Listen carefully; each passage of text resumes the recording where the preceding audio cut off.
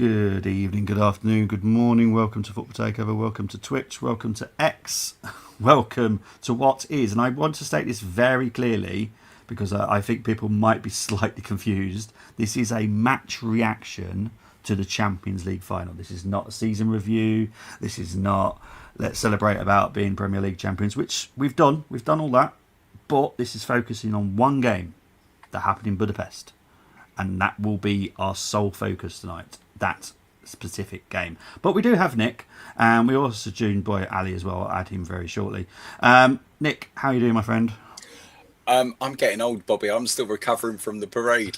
It's like the legs, the back. We got there at like 10 o'clock, and then my phone went down and couldn't get anything.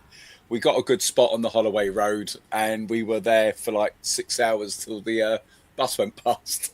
But it was good fun. It was good fun. Great vibes. Yeah, great day. But yeah, I'm feeling all of my 46 years today. I can tell you that. Yeah, well, no, G's definitely feeling his as well. We are joined by Ali. How you doing, Ali? Hey, coach. How are you, boys? Geeks, you good? Bobby, how are you, buddy? Yeah, not bad, mate.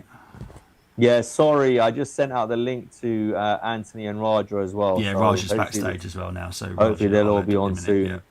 But yeah, all is well. Obviously, extremely proud of the players. I'm sure we'll get into it. I'll just let you know, Bobby, I'll be on for about 20 minutes. Yeah, no worries. Well, don't expect me to be all happy because I'm not, because I've drawn up the stats. I'm not happy. So we are going to join by Raja. I have taken because Raja, your surname was still Wenger, so I've taken that off from the previous show. Well done, Nick, for taking it off because I would have forgotten about that, to be honest. But how you doing, Raja? I'm doing well. Yeah, I think I was kind of sad for like half a day of Saturday, but then when I looked at the parade and stuff, I think things have mellowed down for me. Oh, okay. Well, that's good for you. I'll be honest, not mellowed down for me. Because look, everyone knows how I do reactions. Everyone, it's not my favourite thing to do. This is why I'm glad G took it over. But obviously, he's poorly. That's what we're going to put. He's poorly. He's really not. He's recovering from the weekend. I will do this in my way, which is always harsh because it's the way I do things. So be prepared to be upset because I am focusing on the game alone. I'm ignoring that we won the Premier League. I'm focusing on that one specific game. I will refer to one game that we played earlier in the season as well for reference. You'll understand why shortly. And we are joined by, and I'm going to also change his name because he's also still got the same name from the previous show. Big up to Ant. How you doing, mate? Antonelli, the Formula One driver. I mean, I could have got Chapman or me. I got Houston. I got Stuart Houston. I was going backwards, mate. I was going backwards. Oh, okay. I see it. Okay. All right, then. How you doing, Anthony? I'm good. I'm good. Bit tired, but we move. Sometimes when someone says that they're good, and it doesn't sound convincing. No, it didn't. Listen, Listen, take 2. 1 minute. I've just come back. Listen, I've just come back. Just coming from work. Actually, I am shattered. But other than that, no, I'm good, man. It's absolutely fine to say that as well. I just didn't believe that at all. When you said I'm good. I'm like, no, you're not. No, you're not. Look, as everyone knows, mental health is so important to me. So when I know that there's something not quite perfect, I want to know. Whatever it is, even small things. If you're knackered from work, that's absolutely fine. But I definitely did not believe that good. But yeah, good up. Right, so we are obviously going to be talking about the game that happened Saturday night. I know Ant's probably got some views, which I have seen and heard about, which we'll get into. I can promise you, Ant won't be happy with my replies. But I have to say the way that I have to say stuff. So we're obviously going to talk about the fact that we lost on penalties. We'll get onto the penalties later because at the end of the day, it's a lottery. Anything can happen in penalties. It's just how it is. Takes responsibility and steps up. Exactly. I personally thought Gabriel was brave to do it. Yeah. Obviously, I kind of had a feeling it was going to go over. because he normally takes our goal kicks as well. So it's only going to go one way personally for me. Well, he took goal kicks in bloody extra time. So he was. Well, I honestly do think that was something to do with because Raya wasn't 100% fit. He was still struggling with the issue from before, which was against the Burnley game. Thank you. So he's still struggling a little bit with his back. So it Okay. does make sense that he was slightly reduced in the amount of kicks he was taking. So that's fine. I've got no issues with that. But we'll get into the performance and what everyone thought about the game. So we'll start with Anthony, who's at the bottom. It's just literally how you've all fallen. So I'm not picking on anyone. Anthony, what did you make of the game? What did you make of the performance? Don't worry about the results so much. What's your thoughts? Surprisingly, we did well. To keep out, the best three attackers in Europe for so long as we did. Hats off to Mosquera, Saka, to the back line initially in terms of how we just shut up shop. I was pleasantly surprised. And even when we, pleasantly surprised, and even when we went up the other end, I was just like, this could be something special. Mm. And then, after the game turned in terms of the penny, I was just like, there were just certain decisions that I felt I was having PTSD because I watched a Bayern PSG game at the Allianz and I was like, what's going on? I just felt certain decisions, they were doing the dark arts, PSG, any little took over, referee blow the whistle, give it to them, but with us, it's a different kind of fish. And I'm like, yeah. But like I said, I think we did what we could have done, essentially. The players should be proud of themselves. We got that far. What our defence did, I'm so proud of the boys. It's just unlucky that we couldn't get over the line initially when, obviously circumstances happen. But yeah, very proud of them, especially Mosquera. Who would have thought, that he and Saka would have kept Kvaratskhelia quiet? I'm saying arguably one of the best left wingers in the world. Doué as well, Dembele didn't even get a shot, only until the penalty. Yep. So it's a credit to Mikel Arteta in terms of what he's done with this defence. Obviously you've got Timber there. Me, I would have thrown Timber, but again, he wasn't, match fit ready. He's literally just come back from the grave straight. So hats off to the lads. You know what I'm saying? That's all. That's all we could hope for. That's all we can hope for going forward. But yeah. Fair enough. Raja, what did you make of it? Yeah, I think I share most of what Anthony says. I mean, I think the tactics were really clear once we went 1-0 up at 5 minutes. With 5 minutes, we were trying to shut up shop, kind of defend, solid defense until obviously Mosquera had a very good game. I'm going to say that. Gabriel had a very good game as well. Gabriel was my man of the match for sure. So our entire defense did really well, kept all the attackers at bay, kept even their midfielders at bay for a long period of time. But I think at the end of the day, again, we can play like Bayern, right? We can open up. Our quality of attackers is not that high in general. But Arteta did make a couple of tactical mistakes, in my opinion. I think pressing, we should have pressed a little bit more. If I was looking at the stat before the game that PSG conceded a lot of goals through like headers, so we could have pressed the center backs a little bit more or the midfielders a little bit more, I would say. And second is if even after the 65th minute, if we were looking to take it to penalties,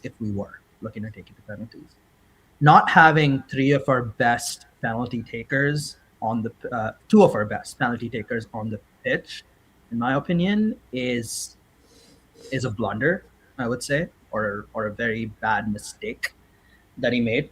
I agree that Gabriel, put his hand up, but a center back should not be taking that fifth and final decisive penalty, in my opinion. Again, not blaming Gabriel for anything. Like I told my friends when Gabriel got selected that he's going to miss and I'm going to walk out and I'm going to be sad. I told them 5 minutes. I was watching at a pub, and I said he's gonna miss it. Like it's a defender. Like I'm not expecting him to like naturally make a penalty. I've never seen Gabriel take a penalty in my life. Actually, watched almost every game he's played. I've never seen him take a penalty in my life. So I had that inkling that he was going to miss. Same thing with Eze. Eze should have learned from his mistakes. I mean, Stupid run up. Yeah. FA Cup, Crystal Palace, he did the exact same thing. Sorry, Community. Newcastle away, done it. Exactly. Community Shield, he did the same thing. He's always taken that run up in general, but again, it just big game. Just stand up there, shoot it. look at the keeper and shoot it. So yeah, I mean, I'm not happy with the penalty taker selections, except maybe Rice and Victor, and Mikel could have done so much more to have our best penalty takers on the pitch. So yeah, that's where I'm at, Bobby. All right. Before I come to Ali, I know he's got to shoot off as well, so I'm just going to quickly cover the Eze thing. So Eze's been doing his whole career, not just at Palace, not just at Arsenal, also QPR. So what he does, he plays mind games with the goalkeeper. He waits for the goalkeeper to move, and he didn't, and he panicked. And yeah, exactly. That's exactly what happened, Nick. He panicked because Sovanoff was not having any of it. It was like, no. I'm staying here, mate, until you decide. Pressure's on you. Yeah, and that was very clever from the PSG goalkeeper. Personally, I think he won that battle against Eze, and Eze lost.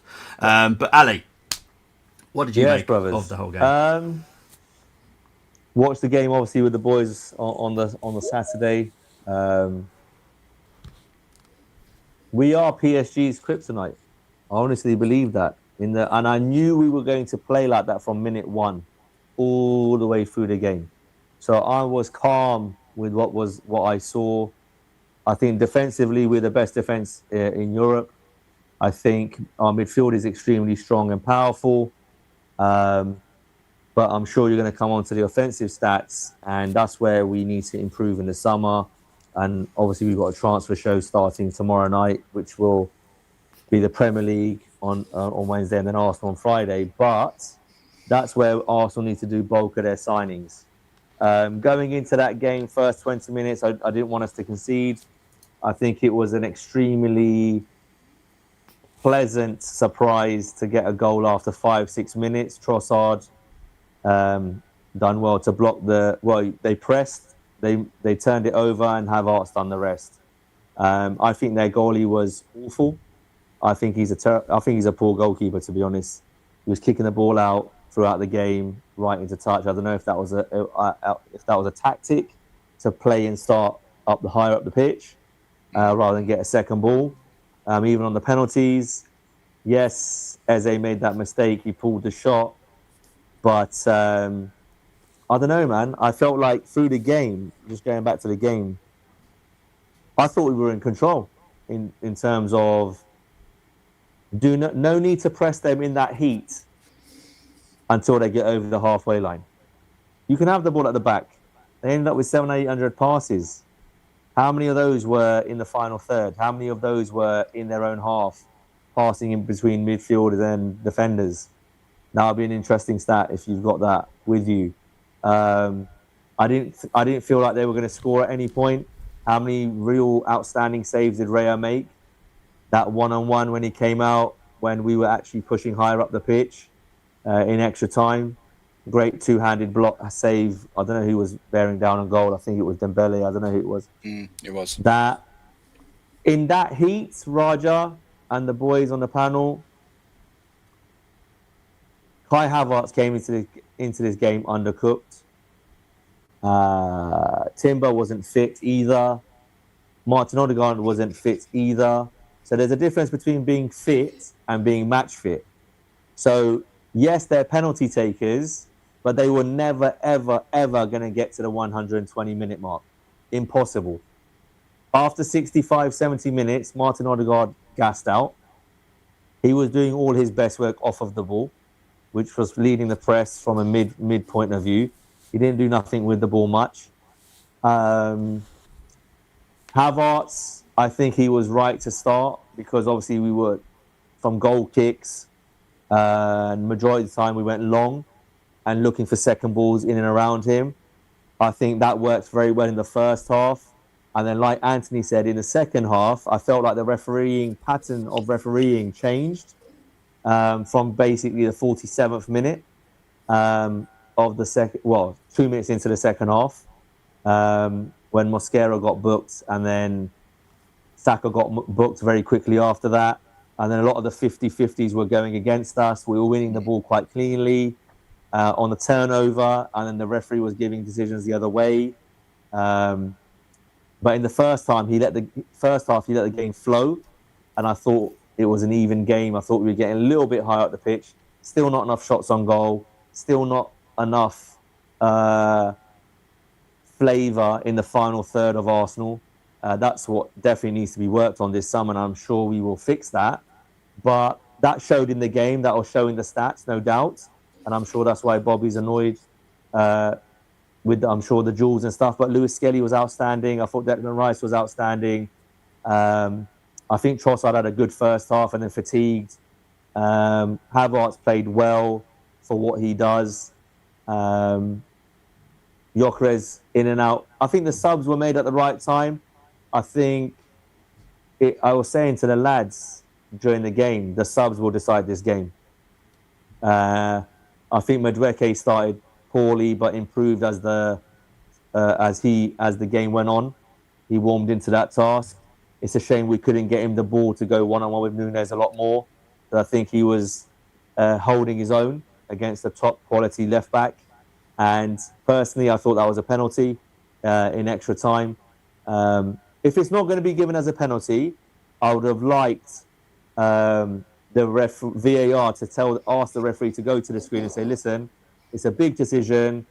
We personally agree with you, but go and check it just in case you change your mind. Because it was a 50-50 one. And as they said, a couple of players have said, former players since the game, Madueke's nudged the ball, he's pushed it in front, and then he's gone across the guy's lane. So now Noni is in front of Nunes. Now Noni's put his arm across him, and as Nunes has run, their arms hook into each other. Now, at that point, as soon as Nunes does this, his arm should release Noni to go forward, but he clamps onto it. And Noni is in front of him. So in my personal opinion, Noni, as the attacker, has the right to then go across, and then it's up to Nunes, the defender, to either bring him down, which he did, or release his own arm in his running stride, because they've gone like this, and they've crossed arms. So it's up to Nunes then to release his arm in this next stride to go down, but he's carried on hooking him there, and then he's fell on top of him. Now, if that was in the other penalty box, I personally believe that's a penalty. The referee gives that. So it was just a little bit strange, as Anthony said. The second half refereeing was biased towards PSG, in my personal opinion. And we're talking about the challenges in and around the middle of the pitch and out on the wings, nowhere near the penalty box. But that particular incident, it's a pen. We've seen penalties in the Champions League given for less. Noni Madueke by Leverkusen. That was a softer penalty than the one they didn't give in the final, in my personal opinion. So we cannot blame the referee and his decision making for the final result, but that was a big decision to make. And if we score that goal, we win the Champions League. Because apart from the penalty that was deservedly given against us, Mosquera, outstanding game for a young man. Everyone said not too sure about him playing at right back. He played fantastically well for a third choice right back to do what he done in that pressure at first season at Arsenal. I think that was outstanding. Like Raja said, in my personal opinion, where Arteta made a managerial mistake was not during the game. It was picking the penalty takers. So penalty 1, 3, and 5, my final point. They should be your guarantees, in my personal opinion. Right? So he done that with, I think it was Rice and Gyökeres. Great. Penalty 5, If Big Gabby has put his hand up to say, "Boss, I want to take one," all right, you want to take one? You're taking number two. If you're not taking two, Noni, Zubamendi, Timber, Saliba, one of you four are going before him. Because I've seen Timber and Saliba take penalties in Community Shield finals against Liverpool and Man City. So I don't understand how Gabby jumped that queue in front of those four before even taking it. And then to put him at 5 as well, that just doubled the pressure that was not needed in that moment. So for me, yes, Eze should have scored his penalty. And I agree with Geeks and the rest of the panel. He should have just run up and just take the shot. None of this fancy little tippy tappy steps. You're not Maitland-Niles, mate. You're not Maitland-Niles. Maitland-Niles is the only one that can get away with doing that, right? He's missed through on 3 or 4 occasions over the past 18 months doing that same run-up in different games. So that's clearly not working. He's a technical genius, but that was unfortunate for him. But Raya bailed him out. But the issue was, like Raja, when I saw Big Gabby coming up to take that penalty, I was like, whoa, what's going to happen here? I wasn't confident at all, but I was still praying that he was going to put it in the net. But it wasn't meant to be. At the end of the day, PSG are far superior in terms of going forward. I think defensively, we were very, very good. The 1 or 2 moments that we did have at the end of the first half where Havertz went in and he could have potentially made it 2-0 when he took a heavy touch and the guy blocked it. If we tried that a little bit more throughout the game, I think we could have got another goal or 2 out of this game.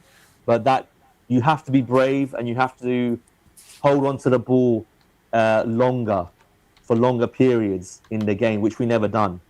But like Bobby said, it's a toss of a coin when it goes to penalties. And unfortunately, we came up short because we missed 2 and they missed 1 and they scored the rest. They were clinical. Fair play to them. They were the champions and we took them all the way. But if we get our attacking signings right, I think the stats that Bobby's going to come on to in terms of an attacking point of view, next season, if we were to get our possession percentage up from 28% to 40% against PSG, we're doing a lot more damage in an offensive third. And that's where we lost the game in the 120 minutes because we didn't do enough in the attacking third. Defensively and in midfield, I thought we held our own and we matched them, if not bettered them. Every time we went forward, they looked nervous to defend against us. But we just done it 3-4 times in 124 minutes is not enough. And it's not acceptable. But this was the only way we were going to get a result against this PSG side this year. Havertz off form, Odegaard off form and not fit.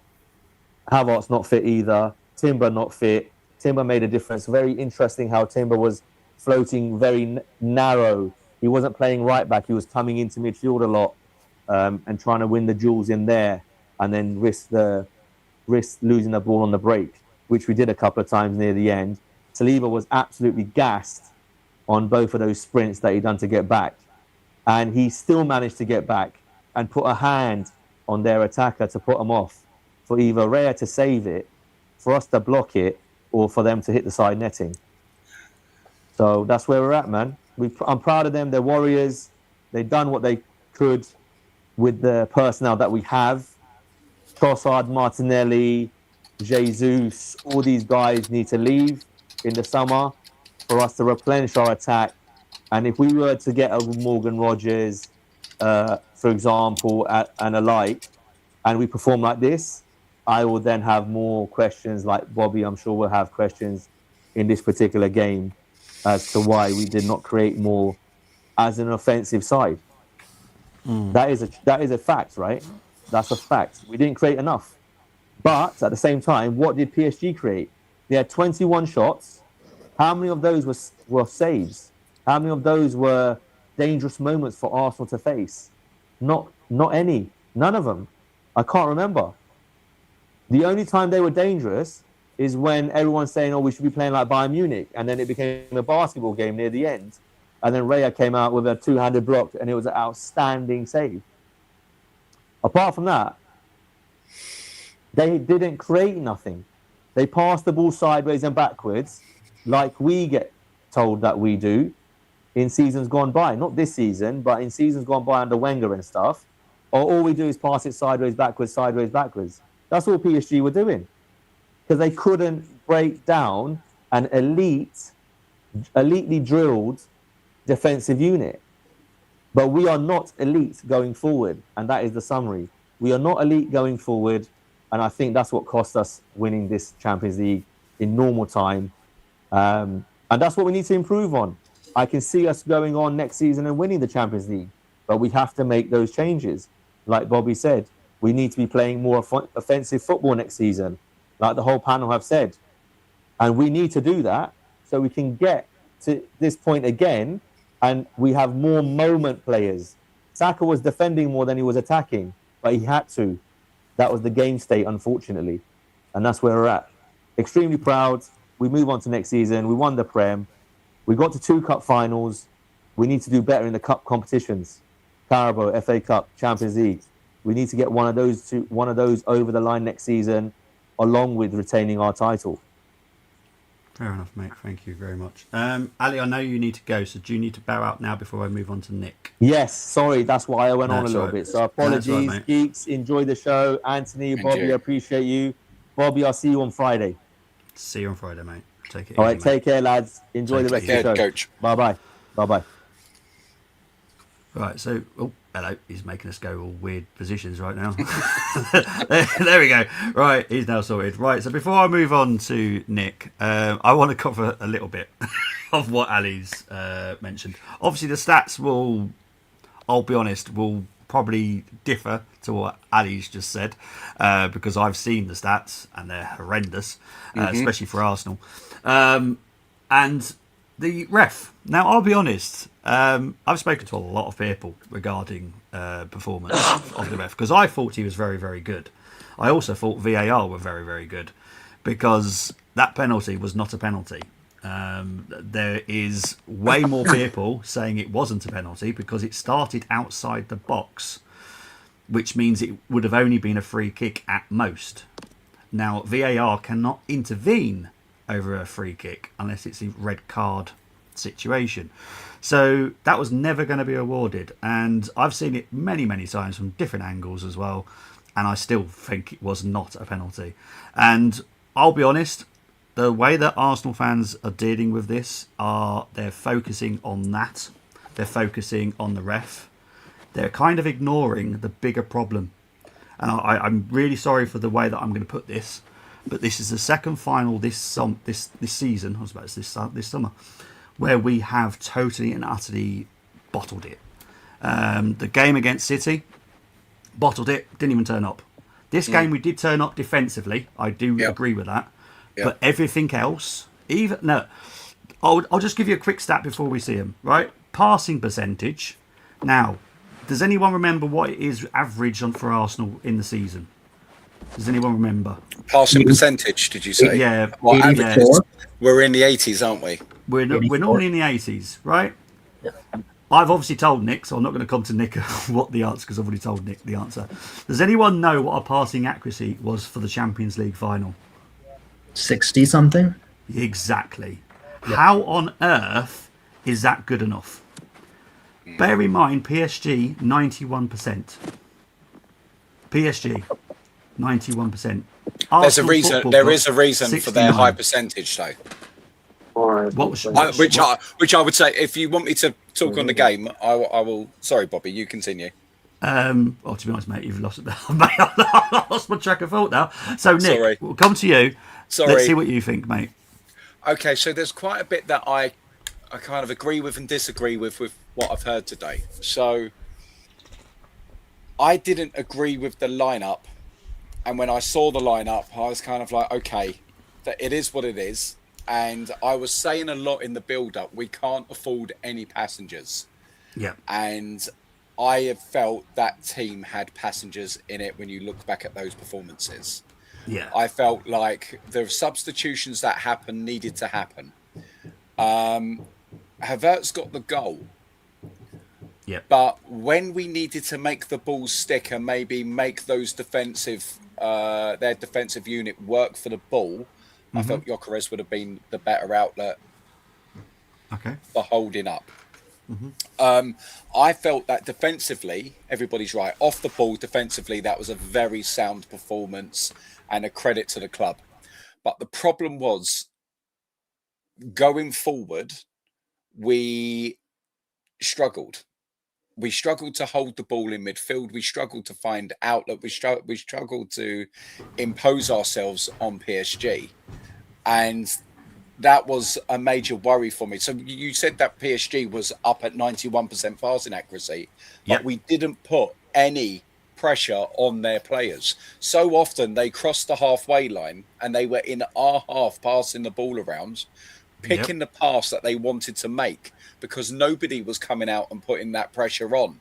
I felt the game passed Odegaard by.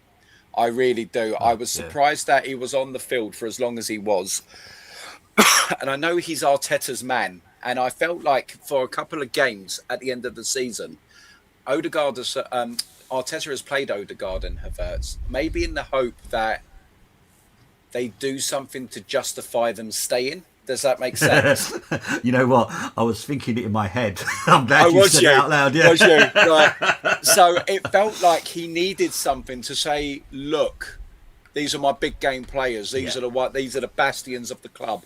This is why we can't sell them. This is the justification because he knows quite possibly me and you haven't spoken about this at all, Bobby. No, but I can imagine that they are going to sit down in a couple of weeks' time and they're going to be reviewing players' performance, the statistics, the justifications and this, that and the other. And he wanted to have a stronger argument when he gets into that meeting. Do you think I'm on Ernie's? Yeah, because that meeting is happening next week. Okay. So, yeah, do you think I could be possibly on the right track with what I? Yeah, right. Okay. Yeah. And so I felt that compromised us because I feel for Eze because he's the next option to Odegaard in many respects. But I felt like if you have a look back at the season, Eze struggled because it's a system change. Mistakes were punished with being pulled out of the team.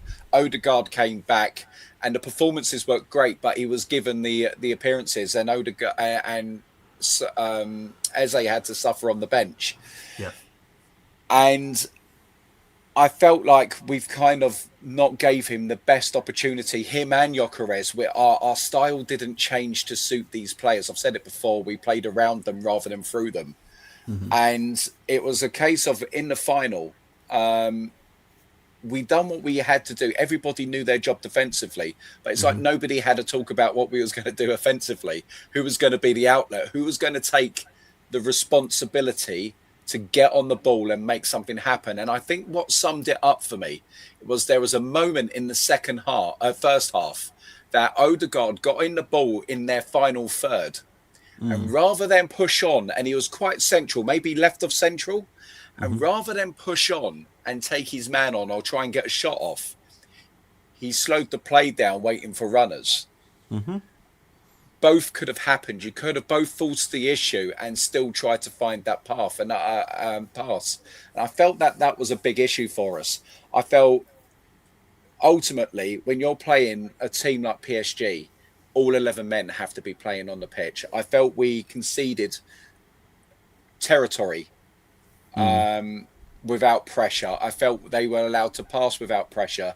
And I think, I said to you before, Bobby, that was game 63 of a possible 65. Yeah. PSG are far fresher than we are. So ultimately, the sins of that final was committed during the season where we haven't rotated properly, where Norgard on 58 or what is more than that now because he played the Palace game, but he's sitting there fresh as a daisy on the bench and we haven't used him. And that's where we could have put life back in Rice's legs because Rice could have then maybe imposed himself against that amazing midfield they've got. And then you look at other things where we could have maybe stuck a little bit more with the attack formation and built chemistry as we built throughout the season. And it has been a really tough watch. And I felt like everything we saw in that final was ultimately the microcosm of our season, really, wasn't it? Yeah. Very sound at the back. But when it gets to the final third in the opposition, it's too slow, not direct, not brave enough. Yeah. And so that would be where my criticisms are. And I do hear where you're saying I had the same thoughts about the League Cup final with how we didn't see the best of our team. But I honestly believe that we just ran out of, as a collective, we ran out of steam, and we didn't have the right people to pull us forward, to kind of push up, get out of here. There was nobody like screaming at the back, get up. I mean, people were saying about PSG chances, but I do remember Miles Lewis-Skelly getting a block that ended up on the post. That could have gone a different way. Yeah. We've done a lot of things well, and I felt like the effort that the boys put in, there was no lack of heart on that pitch, Bobby. That's why it's good, Yeah, I am never putting any blame on the players at all, to be honest. I don't feel like we got it tactically right. If you're saying to me, that was almost like, this is what we've done all season, and we're going to have to play this version of our tactics to the best that we can play it, and then hopefully something might go our way, rather than this is how we're going to break them down and take them apart. And I was saying, like Coach said, I was saying that our bench, when you look at our bench, it could make the difference, but ultimately it had no impact. Yeah, and that was disappointing. That was disappointing 100%. for us. For me, obviously we're going to get into the game a little bit deeper in a minute. Why the hell did we not see Max? Because Max, personally, could have taken people on. Yeah, because he's a kid. He's not scared. Exuberant. Fearless. Exactly. And we didn't see him. We took him out there. We got his parents' permission. Put him on. Don't just let him. Brought on Noni. And the thing that I was going to play with, the idea that I was wondering, because it was something you raised earlier in the season about positional changes on the wing, right? Yeah. Now, we had Trossard, and out of the two wingers that started the game, Trossard was edging it for me in terms of that. I felt we had more joy down the left-hand side of the pitch. I could be wrong. Ultimately, the goal came from the left-hand side of the pitch. Yeah. It was almost like Bukayo wasn't making an impact. And I knew our wingers wouldn't overly because of how fast their fullbacks are. Yeah. And I was kind of playing with the idea, do you take Sakura off and put Martinelli on the right and play a conventional winger with a right foot in-swinging cross to the likes of Havertz and Gyökeres? And I thought that would have been a logical answer. And then you've got the way that they go into the box, you would then have one of our best strikers in Trossard marauding at the back post. Yeah. And then we could have forced it a little bit more in our natural kind of setup. And that was the only idea I was playing with, because I do feel like when it comes to Madueke and Martinelli, it's kind of flip a coin, but at least for Nelly, he's on his right foot so he can put that ball in. I don't know. It was ultimately, I felt we could have done more in attack. And I felt like it is a chance missed almost. Yeah. Just a quick stat, because obviously I'm going to get into the stats anyway, but because Ali brought it up about the final third. So PSG had in it. PSG had 307 passes in the final third, 89% passing accuracy, which is very good for the final third, in all fairness.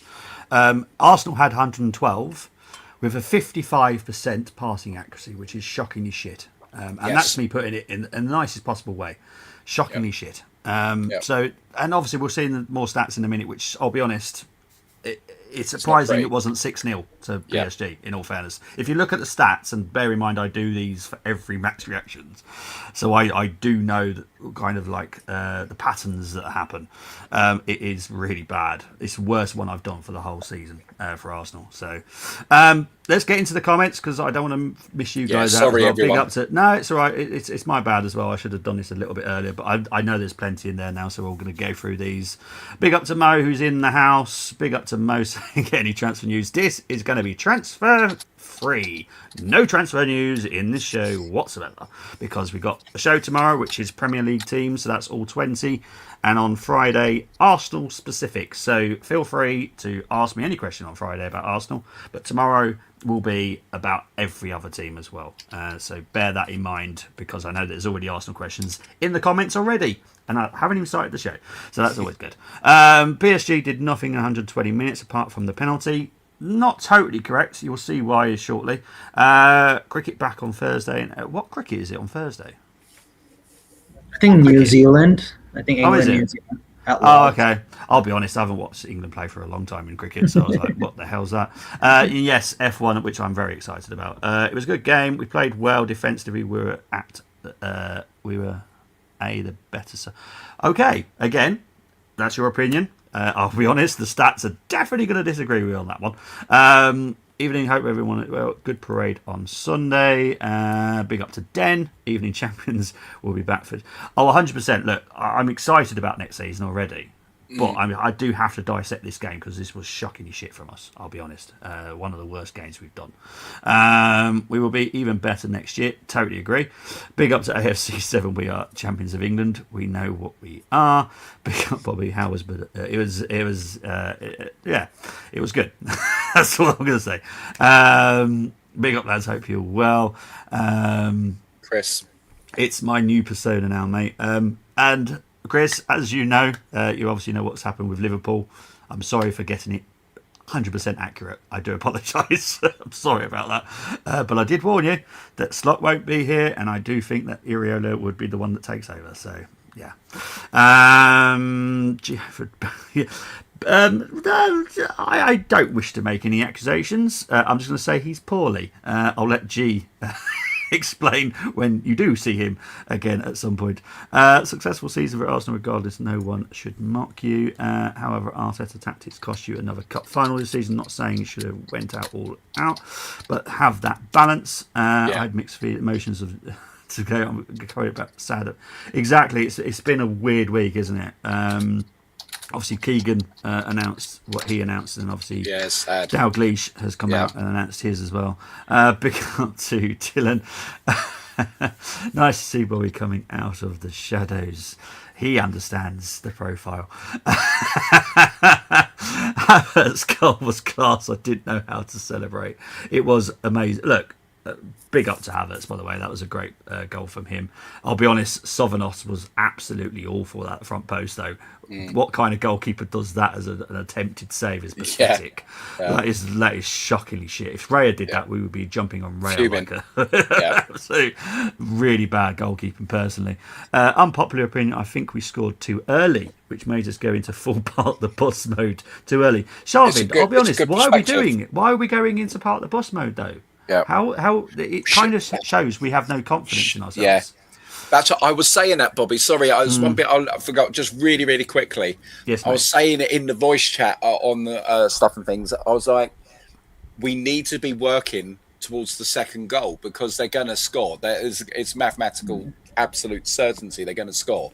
Yeah. We should be trying to build to get in that second goal, and we were just defending. It was always going to go that way. Yeah. But Geeks, I think a point to note, right? I mean, did we listen to Arteta last week in one of the, whether was it the Sky?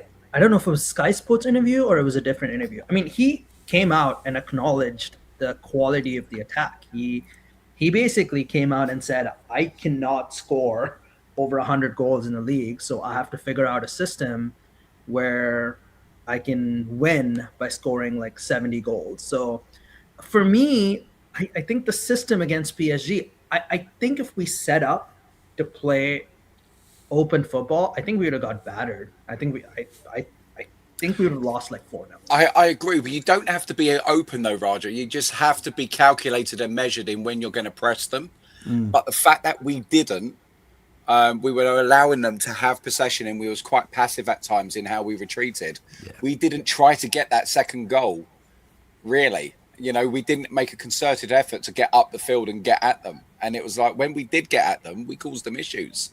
And it's just like, I felt like we could have pushed before half time for that second goal, because it's always going to be harder when the nerves hit when they get an equaliser.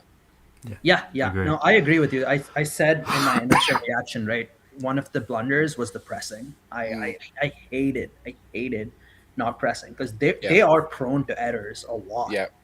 Yeah. Yeah. The loss would have hurt a lot more if we didn't win the league. Totally agree. Absolutely. I'm going to skip transfer questions because, as I've just said, I'm not doing any transfer questions today. And shocking, if I'm honest. There's nothing on him. Look, you've got to remember, he also ref 2 of our games in the Champions League, Sporting Lisbon and Atletico Madrid. He was very good.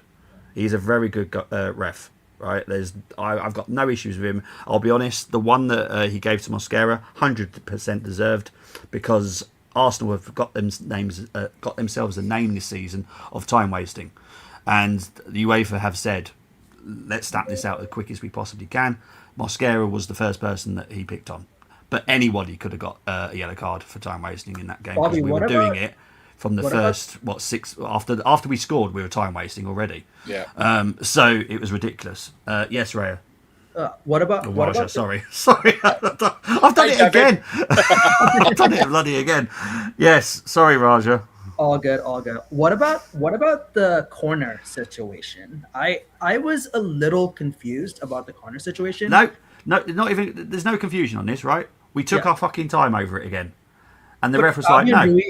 Fabian Ruiz threw the ball like that for 25 seconds. Fabian Yeah. Ruiz threw the ball. I think that should have counted. And no one noticed Ruiz throwing the ball and Oh, somebody he was constantly handling the ball. yeah, and having to go collect it and then come back and take the corner. So I agree. In any other situation, I would say time wasting. Mosquera absolutely deserved a yellow. Saka, in my opinion, I don't know, 50-50, but okay, like I'm not going to complain about the ref on that. But that corner, like when I looked at it many times, I saw that instance of Fabian Ruiz throwing the ball, and I'm like, guys, like you have to figure out like an opposition player is throwing the ball. That was Yeah. just my I If think that it's was in the our. Premier League, Oh, sorry. that would have Sorry, been. mate. No, I was going to say, if that was in the Premier League, you know they would have got a yellow card for that because look Yeah. what happened with Oh, Declan 100%. Rice. 100%. You know what I'm If it got saying? picked up, yeah. But again, VAR can't intervene on yellow cards. So Yeah. if the ref didn't see it, then obviously no one's going to deal with it. But I think it's the way that we were going towards to take the corner. We were taking our fucking time over it again. Like this was so pathetic. Like, I think even that so many people were saying it in the stadium. Why are we taking our time after? I think it was like the 10th minute. Literally after 10 minutes, we were just time wasting on any. That's why I remember Fabian Ruiz literally was putting the ball in for the goal kicks for Raya and all the time, making sure we weren't wasting any time whatsoever. And that just kind of told us everything about how we were being looked at. Yeah, and we've been doing it all season in the Premier League, in all fairness, with time wasting whenever we can. And it's funny as us as fans. But it doesn't look very good when the UEFA and FA are looking at it because they're like, well, hang on, this team are taking the piss now. Let's give one of them a yellow card and stop them from doing it. Because if you're going to keep doing it, you're going to all get yellow cards for just time wasting. But what I will say is that any little thing PSG went down for, the ref gave a decision, and I'm like, it was the same thing with the Bayern Munich game. The officiating was disgusting. What I saw PSG get away with, I'm just like, I can't remember who the ref was, but when I I'll watched look it, it up now. when I watched it back, that referee had a stinker of a game because It's first what leg he or was- second leg, Ant? second leg at the Allianz. All Yeah, right, cheers. second I leg. just want to see the ref was. What So I I felt s- like I think, Ant, you're right, because there were times we were protecting the ball, yeah, which we've got the right to do, and a foul was given against us. And I was like, well, yeah, but when I looked at the Bayern Munich game, the return leg. Yeah. When I looked at the return leg, what I saw PSG do, and the referee was just giving everything to PSG. I was like, something doesn't add up. And when I put that post in the other day about the PSG owner, he's on the his organization's on the board. I said something stinks there. I have to call it spades and spades. I have to call it spades and spades. Something stinks because the referee, the second half, he was just giving everything to PSG. Like our players are down. nothing. If it was PSG now, every little thing they're going over for, it was going their way. And I'm just like, Yeah. something changed in that second half in terms of the referee officiating. I don't know if they've had a word in his ear or something, but Bobby, you can't tell me that from the I first can. half to look. Oh, trust me, I can. I'll put it this way. Yeah, I understand that was our worst game, what we played, but you have to the officiating in the second half. Something did change in terms of how the referee was going on. I'm just like, what's going on? Yes, the nonny, we can say the nonny, the penalty, it wasn't a penalty in terms of when you look back at it because they were linking arms. If it was a case that nonny didn't link arms, then maybe, but not going to VAR. And then one post on Instagram said that, yeah, the referee should have gone to VAR. I'm just like, what is going on in terms of the whole officiating, in terms of the second half? What changed for the referee to just switch it up in terms of giving everything to PSG? I just didn't get that. The same thing I saw in the Bayern Munich game. I was just like, what's going on here? Because So the commentary, I was also pissed off, but I'll tell you, 16th minute in our box, Saka ball on the thigh and then on his hand like this. Last two games, but even for us, I think one game, and for the Bayern PSG game, both were called a penalty, but they didn't give PSG a penalty on that one. yeah, but off the thigh and onto the arm, isn't there? Is such a thing as ball to hand. Yeah, Yeah, but remember, who did that? Ben White did that, innit?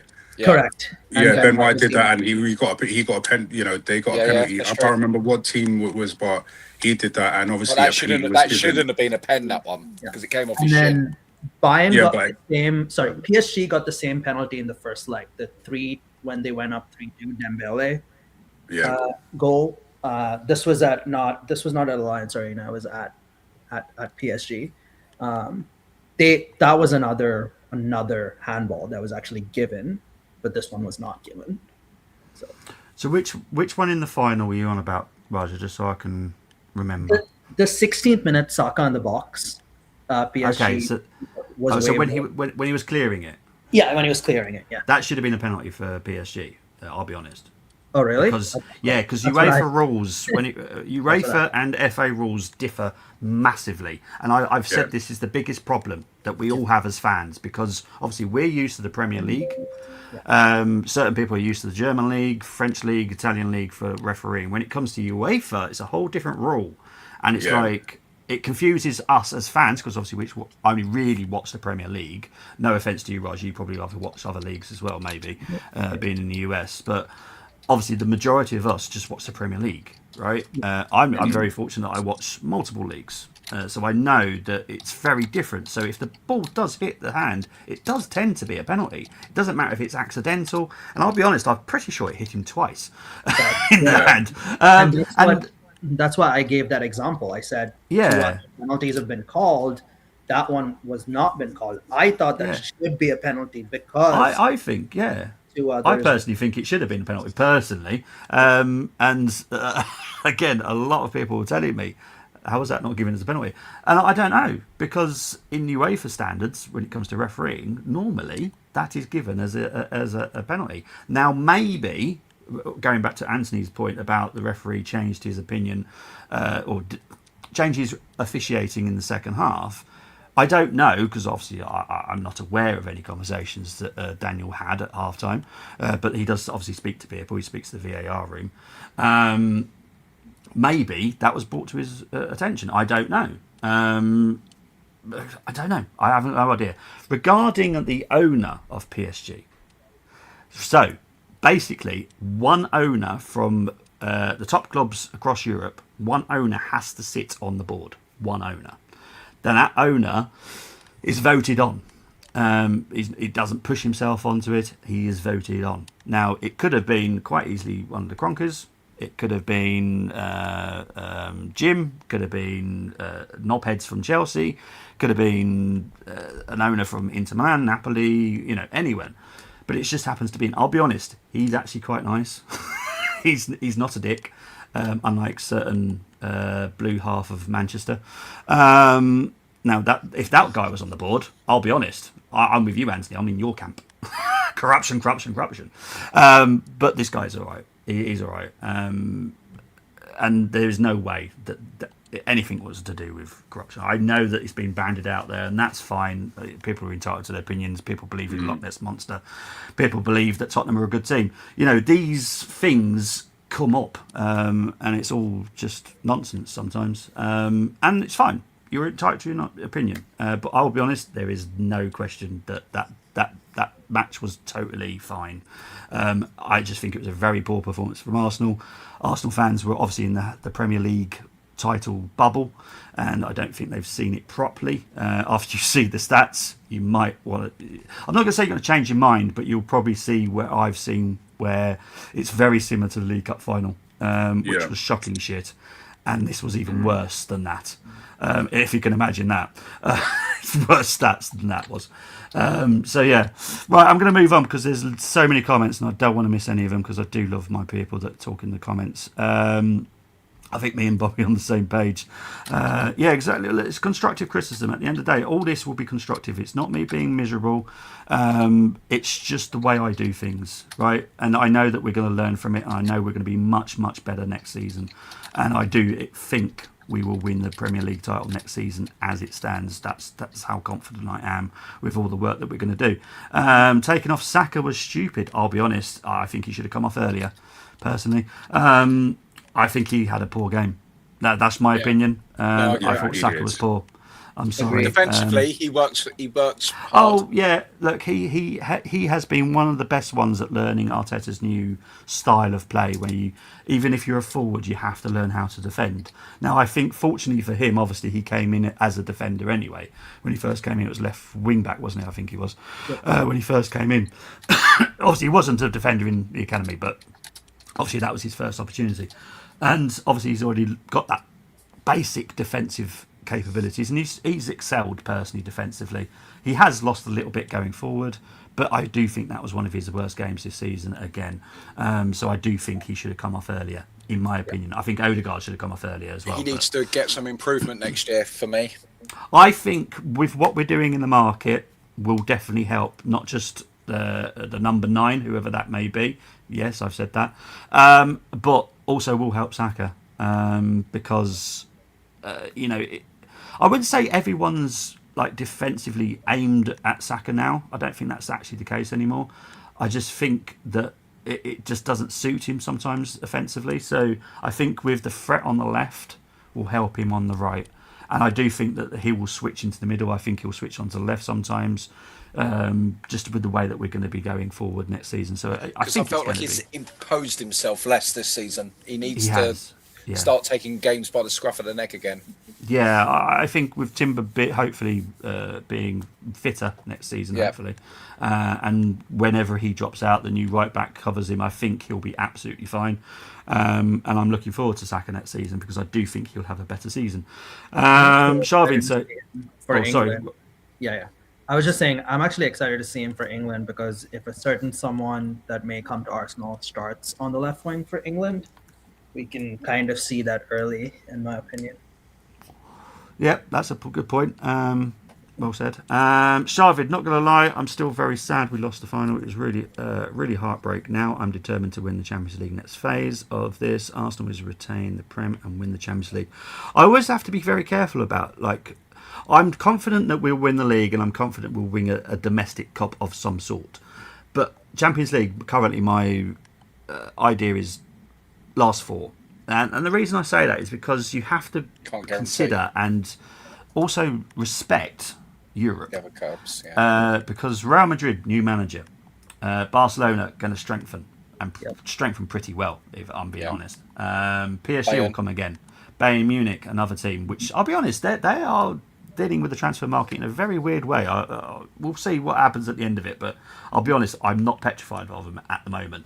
But there's going to be other teams. Inter Milan will strengthen. Napoli, a team watch out for because they could strengthen as well. And don't be too shocked if Como surprise a few people because they have got Champions League next season. Am I right or am I wrong? They have Champions League. They have Champions League next season. Como does. Be wary of them because they could be a dark horse. I think they're I'll say Como from what I've seen of them this season and the way that Fab's got them playing. surprisingly, the underdogs in the Champions League. You know, I like the way that House Sess has, you know, what he's done with that team. Yeah. It's a shame that a couple of their star players, like I know Nico Paz, is expected to go back to Real Madrid this season, which is a big blow. That's going to be the biggest loss in terms of that team. Yeah. Him going back to Real Madrid, that's going to be their biggest loss, and replacing him isn't going to be easy unless, you know, because I know that Fabregas he wants Ethan. So I don't know if he's looking at Ethan as a potential replacement for Nico Paz to play him in that. But Nico Paz, is he going to start for Madrid? He's not. No. Well, this is the thing, depending on who they get rid of, isn't it? Like, I know obviously he's not going to get, you know, Marino's coming, and we know that Marino's a no-nonsense. Whether Mbappe is there, like I said, I would take Mbappe in a heartbeat. But if we're going for other certain individuals, I ain't naming no names, but if we are going for a certain individual, because one of our targets that we were looking at, his destination is PSG. I don't know if they're still going to go for him. You know, that could open up the door for us. But, you know, who knows? You know, I'll wait for Bobby Stream tomorrow because I've got big questions for him tomorrow anyway. So I'll wait for his stream. Just to bear in mind, anyone that's got questions on Arsenal tomorrow, bear in mind I am doing the other 19 teams as well. We don't care about that, Bobby. We don't care about the other. Well, unfortunately, we are Football Takeover, and I will be covering all the. I have got permission to do all 20 teams, so I will be doing that tomorrow. And the Arsenal show will be Friday, and that is no holds barred. That's 2 hours, so there's plenty to talk about in the Arsenal. So if you haven't got enough time to talk about Arsenal, which I'll be honest, I will probably leave Arsenal till last tomorrow, just out of respect to the other 19 teams. And if I don't have enough time, I'll obviously cover it all on Friday, which is why I've done 2 separate shows, because I know what you guys are like when it comes to Arsenal news. So I have done a specific show just for Arsenal only. So there we go. And I guarantee what will happen, there'll be someone that supports Chelsea asking questions on Friday. I'm sure that will happen, but I'm going to try and keep it as fair as I possibly can. Arteta messed up timing on the Bobby. Sorry, just one weird thing. One weird thing about Como. You probably have the news on this, but apparently their stadium doesn't meet the standards of like a UEFA stadium. Yes, Como. They're supposed to play Sassuolo. at the stadium. Yeah. That might be a big thing for them, right? I mean, playing their home games at a different stadium is just. Nah, I'll be honest. Nah. No? Okay. I honestly don't think that affects it. When you're in the Champions League, I think it doesn't matter where you're playing. You probably could play on a caravan park, personally, and you'll be well up for it. And look, it's Cesc, and I'll be honest, if, at some point Arteta will leave, I can put money on it. And I can see Cesc being the one that comes in, and I'm very excited by it, I'll be honest. Because, Cesc has done amazing things. He's got a great coaching team as well, not just him, but he's got a great coaching team, and they are looking really good. Great communicator. Oh, 100%, mate. And he knows how to deal with certain individuals, which, I'll be honest, has always been Arteta's downfall, and it still is. I think it always will be. But Cesc what's the latest with Ross? They could be a Bodo. They could be a Bodo next season. Oh, that was my foot in my when I was saying about Como. That was literally what I was thinking about. Oh, okay, all right, yeah. So I'm with you on that one. What were you going to say, Ant? I was going to say, what's the situation in regards to? I know that we're looking to expand stadium at some point. Mm-hmm. Now, will we go play games at Wembley or somewhere else? When because listening to Richard Garlick and Josh the other day when they were speaking, and Gary Neville, they're looking about expanding the stadium. What will likely happen for us in terms of playing our football? Because I remember we used to play, when the Emirates was getting built, we used to play our Champions League games at Wembley going forward. Yeah. So do you think that would be something similar that we'll be doing when the stadium does? Obviously, the best case scenario is we don't have to leave the Emirates, obviously. Mm-hmm. So obviously everything that we're going to try and plan, we're going to try our best to stay in the Emirates. But because of the whole stadium situation, how it's built now, it's very hard to do the work in the way that it is, because obviously it's not 4 separate stands, is it? It's all entwined, so it's very hard to have some builders there going, "You're right, everyone." It's very, it's just unfortunate the way that Emirates has been built. So I can't see a scenario where we do stay, but obviously we're going to try and do everything possible to stay. As for going to Wembley, well, they'll have to speak to certain individuals and see if we allow it. We'll see. If you want to buy me a hot chocolate, I might be open to the idea, but we'll see. But no, I think if we were to go, it's going to go to Wembley, and that's fine. I know we haven't got the greatest record there, if I remember correctly, when we did go there. But I just think that whenever we do this, because it is still being planned, we've obviously got certain people on the board now that worked on the Sophie Stadium as well in the US. Raj, have you ever been to the Sophie Stadium? I have. It's how incredible is it? I love it. And that is what we're aiming for, is that. I think the only problem with the Sophie Stadium is the Rams fans. Like they're like your Man City fans, I would say. Like, they don't fill up the stadium, but it's a beautiful stadium. Has that got anything to do with because they weren't based in LA Correct. before, were they? They were based in they St. relocated. Yeah, there we go. I honestly, I hate that, by the way. I'm sorry when I have a little bit of a mini rant about America here, but honestly, do never ever come up with that idea in England, because we will just boycott it. It's as simple as that. There's 3 things basically, so basically the reason why they do this is America depends a lot on the government in general. Yeah. So basically they pick a fight with like the state government. They say, "Hey, are you going to pay for our new stadium?" Yeah. Oh, and okay. basically the state government says, "No, I'm not going to pay because our tax." I find one that says yes. I'll move you to a different city. Like, there was a team in Oakland. Yes, I remember Oakland Raiders. Yeah.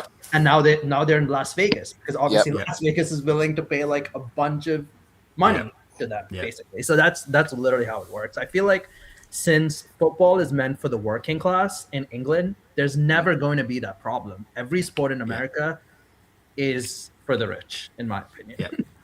I agree. Sharvid saying best up with the time of the subs. Agree. We use 6 into extra time. Marino or someone competent. I'm totally shocked by Marino not coming on. I'll be honest. Yeah. I had a vision that Marino will come on and score the winner and get the winner. I thought the same. I'll be honest, because I think that it was just destined, because he wasn't due back for this game. Everyone was saying he was out for the season, out for the World Cup, blah blah blah blah blah, and I said he's going to be back just in time for the end of the season, which he was. And I just had this vision that he would come on and piss me off when he does come on, but then score the winner, and I'll be going, "I love you, but fuck off." Yeah. That kind of Sinchenko vibes with him, with me. I do love him, but I also hate him at the same time. But that's what I had. But never mind. What else he said? Competent parents should be considered. Yeah, 100%. Not to mention, Cape played with an injury. Yeah, it wasn't severe though. Just on the penalty, Moss got the ball first. It was definitely a penalty though for PSG. I'll be honest, there was no doubt for me in my head. I would have started with Eze and brought Odegaard on later. Eze off the bench has been very poor. The evidence is there throughout the season. Yeah.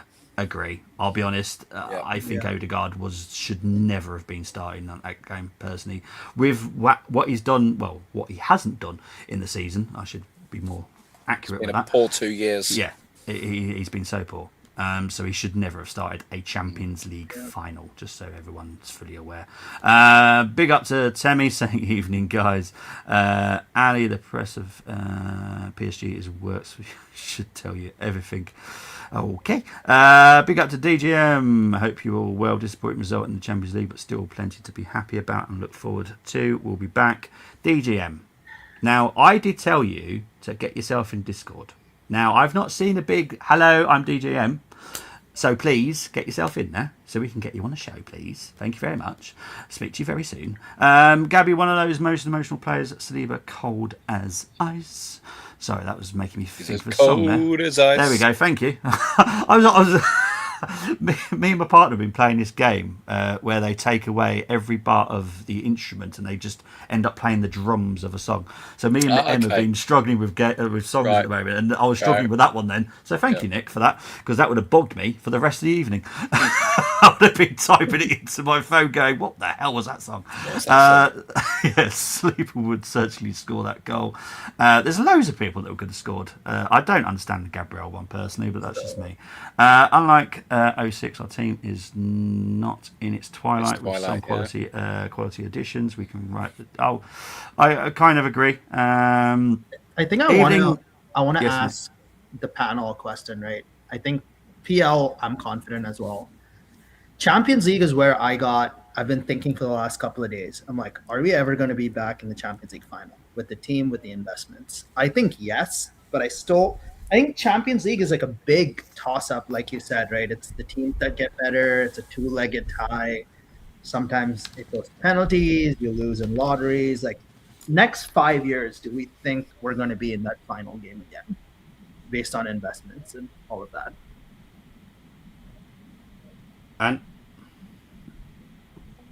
Well, it depends on, obviously after what Arteta said going forward in terms of, the attack wise and what David Ornstein said that, we're looking at a striker, right back, a 6 and an 8. Depending on who the players that we get, if for argument's sake, if we got an Alvarez and a, 2 wingers or 1 winger, depending on the circumstances, I'm not going to underestimate any players because obviously we got no given right to be in the Champions League final. Obviously, PSG, they've gone there, they've won it back to back. Real Madrid have done it. Obviously, Barcelona will strengthen in terms of the Saudi investments that they got. The players that they're looking at the present moment. You get what I'm saying? Bayern Munich will strengthen. United will strengthen. Exactly. I'm saying, we have the best offensive, record as long as our players stay fit. And I mean, each and every one of them, including Timber as well, because let's be honest, Timber, his injury alone, that kind of messed up in terms of the situation. I think if he was starting, I think we would have won the Champions League because he would have had Kvaratskhelia unlocked. When he came on, Kvaratskhelia couldn't do anything. You get where I'm going from? So it depends on if we are that ambitious, as the Premier League champions, go and get the best of the best. I would personally go for Mbappe, Morgan Rogers, and we got a score to settle against PSG. But will the board do that? I don't know. Like I said, I'll have a conversation with Bobby on Friday to find out what the circumstances are, because I'm now seeing rumours that, that we're going to instruct initial talks with Atletico Madrid in regards to Alvarez. I don't know what the situation is that, but if we get those quality players that the manager did say going forward, then, we have every opportunity, just like every other team, to get to that Champions League final, to actually win it in our lifetime to see it. But again, who knows? That's the thing. Yep. Who knows? It's a toss up between the two. If we do get the right players coming in, then there is a strong possibility. But like I said, anything could happen on that day. Champions League is more harder to win than the Premier League, in my opinion. Champions League, it's a toss up. So just have to wait and see, really and truly. But I believe in the squads, in terms of what they can do. Whether we get the right players in, only time will tell. But, Fair enough. What about you, Nick? I think don't underestimate what last season and this season has proven to this group of players in terms of their ability to get to a final, semi-finals and all of that sort of stuff. I think it kind of breaks that mentality that, we can do this. I think with the right additions, we can push again. I don't know if we'll be back next year. I think it could. I think Bobby's right. It could be a quarter-final, semi-final. But the 2 years after that, if we've recruited right, why not?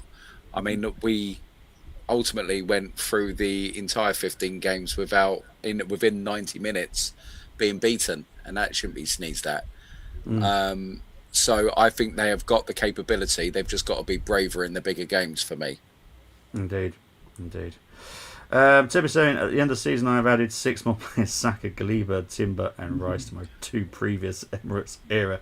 You can sod off. I'm not Timmy, saying those 2 you've people. got to stop drinking.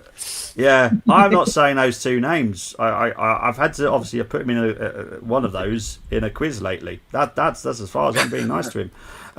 Can you talk about the captain? He was shit. There you go. As for the last bit, that will be discussed in, I think it's about 3 weeks' time. They're all having a meeting regarding it. It's got to change. I will be shocked if it doesn't change, personally, from everything that I've been hearing through one person or another.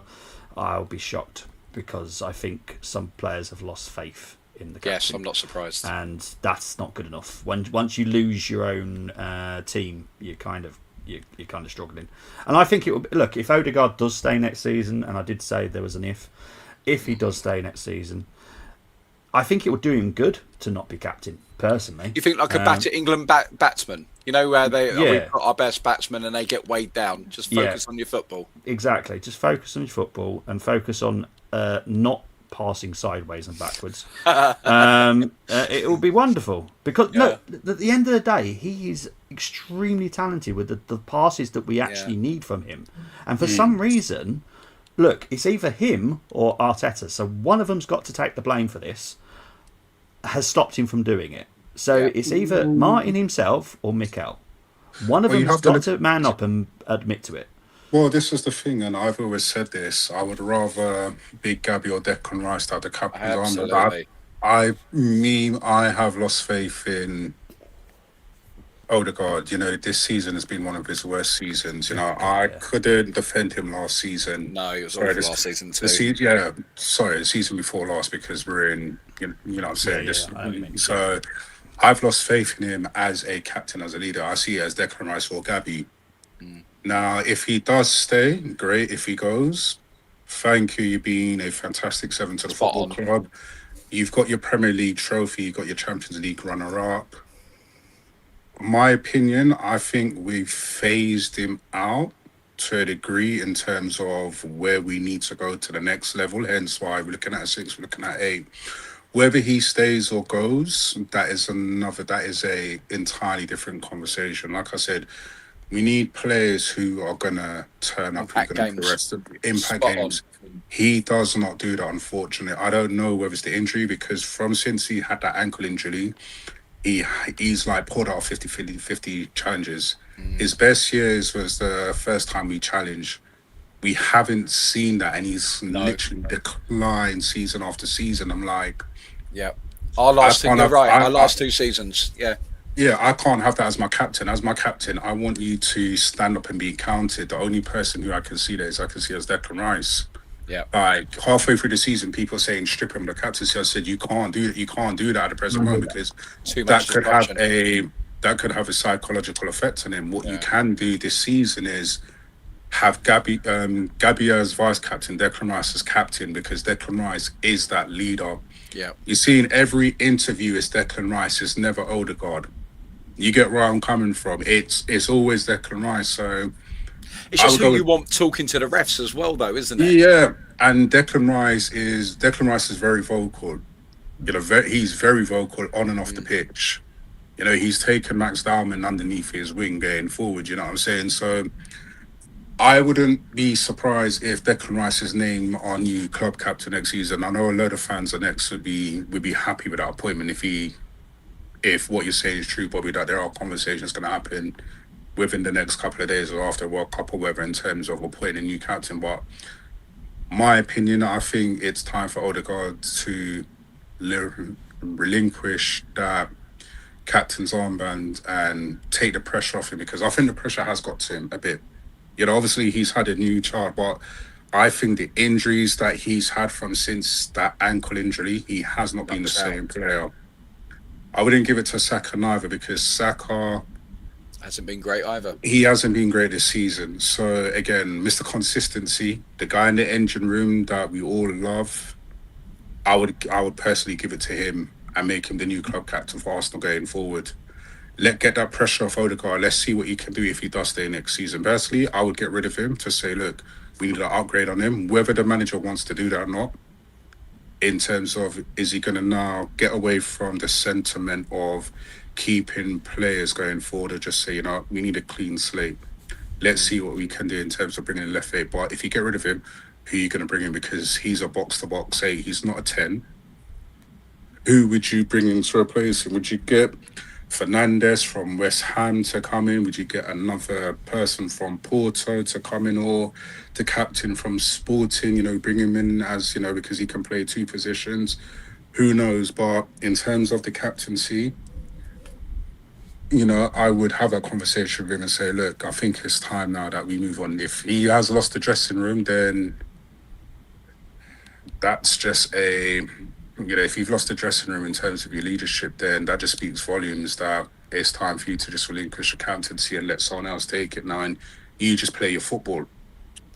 I think we just need players that regularly impact games. We've always had that, Bobby. You're whether it was Aubameyang when he was with us, whether it was Saka Saka carried the club, constantly making a. You look back at the 21-22 Emil Smith Rowe. People forget what he done, regularly popping up, scoring goals here, there, assists, and then our legends that we can go to. Yeah. And I just felt like that last season and this season up front, Kai was a little bit. Then he got injured in the January, but the last 2 seasons we haven't had that regular player that we can rely on that's going to pull us through games up front. I think he needs to go. I'll just say it. New challenge. Great cap. Did whatever we had. Improved us when he came. Yep, improved us when he came. Gave everything he had. I just knowing how Odegaard's performed. I think it's going to work opposite on him. You take away his captaincy, I think he's going to become worse. That's just my feeling. Which means if he becomes worse, I think we need to kind of. Oh yeah, he loses all value. Yep. Yeah. Exactly. Because we have so many people that have. We have Rice, Gabriel, we have Timber. We have all of these people in our leadership group. I don't think we need Odegaard to kind of supplement these folks. Yeah. No, I'm with you, mate. I do think there's a plot here to make sure that I don't go through these stats, I'll be honest. Because we're 1 hour 20 into this, and I've not gone through the stats. Right, so Neil is at backstage. I'm going to bring Neil in, so I'm going to quickly say hello to Neil. Never get into it. Hey, Neil. Hey, hope you're doing well, my friend. How we all doing? I'm just about recovering from Saturday and Sunday. The voice is a bit gone, but boys, it's good to see you all. Good to see you, Bobby, as well. Thanks, mate. But yeah, I'm going to move on to the comments because I do want to get these stats because it is important that we actually talk about this game because it is shockingly shit from us and we do need to dissect it a bit. Big up to Gary saying hello. I'm obviously ignoring a lot of transfer questions because I don't want to get into it tonight. Big up to Izzy who's in the house as well. I'm going through everybody here. Let's have a look. Big up to Chris. Chris, I know you'll ask questions about Liverpool tomorrow, so thank you very much. I will start with Man United just to let everyone know because I promised Dylan's dad that I'll start talking about Man United first tomorrow, so there's already a kind of a list in my head. We got lucky with Saka in our box. Agree. Big up to Matt. I do hope our attack improves a lot. It will improve a lot next season. So I'm not too worried about that. So I'm just going through these comments. I think there was one penalty as well in the second half. Big up to Social. Hope you're doing well, Social. Saying we will win the league next season when he knows the plan. Oh, I'm not a tease at all. Jeez. Unbelievable.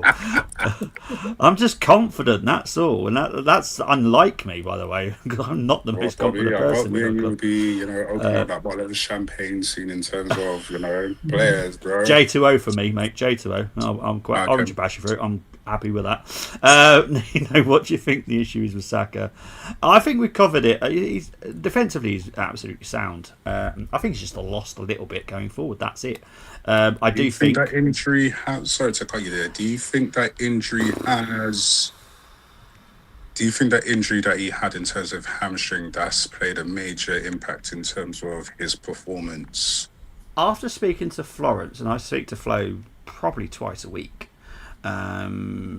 she's works in the medical part of Arsenal, and she's never said anything. She's always mentioned about Declan. Declan struggles with his back, which is why you saw that weird thing he was wearing. It did look like he was going to Colombia after that game, personally. But she's never mentioned anything about Saka. You know what? For Friday, Ant, because I know you said you were going to ask questions on Friday, so I'm assuming you may be one of the three. Because I will let everyone know. Obviously, if you've seen the Under the Clock show, it's set up differently. So there's maximum 3 guests each show. Obviously, I'm the 4th one. So if you are one of them, so it will be set up differently. So it just be used to the layout. I have set all the layouts out. So but yeah, I'll speak to Flo and I'll see if I can get an answer by Friday. I should be able to because she's free at the moment. So I'll see if she can answer the question. I'm sure she can, to be honest, because I've asked her questions about certain other people. So so yeah, I'll ask the question about Saka and I'll see what she says because she will be able to tell me. So yeah, oh my God, Bobby, when Mikel leaves, Cesc is coming in. Well, I'll be honest. I think that's how it's playing out. I think Mikel goes to Barcelona, in my opinion, in 3 years' time when this new contract runs out, and I think Cesc comes in. That's my opinion. It's a little bit of information that I have, but it's also my opinion. And you know, I was unfortunately spot on about Liverpool this season with my opinion. I did think Slot would go, and I did think Iriola would be the worst person that comes in. So, you know, when it comes to that kind of stuff, I can just you can see the kind of the story unfolding, and the fact that it's only a 3-year contract for Mikel this time tells me everything. Well, he's what, 40? He's the same age as I think he's the same age as me, 42, 43. Yeah, something like that, yeah. So I think he, you know, obviously going back to Spain, you know, with the family, you know, going, you know, playing for, you know, Barcelona, I think if we don't, I think what his goal will be is to get us to the Champions League final, win it, and then bow out to say, you know, that he's done it. You know what I'm saying, in terms of this football club, which Arsene Wenger could never do.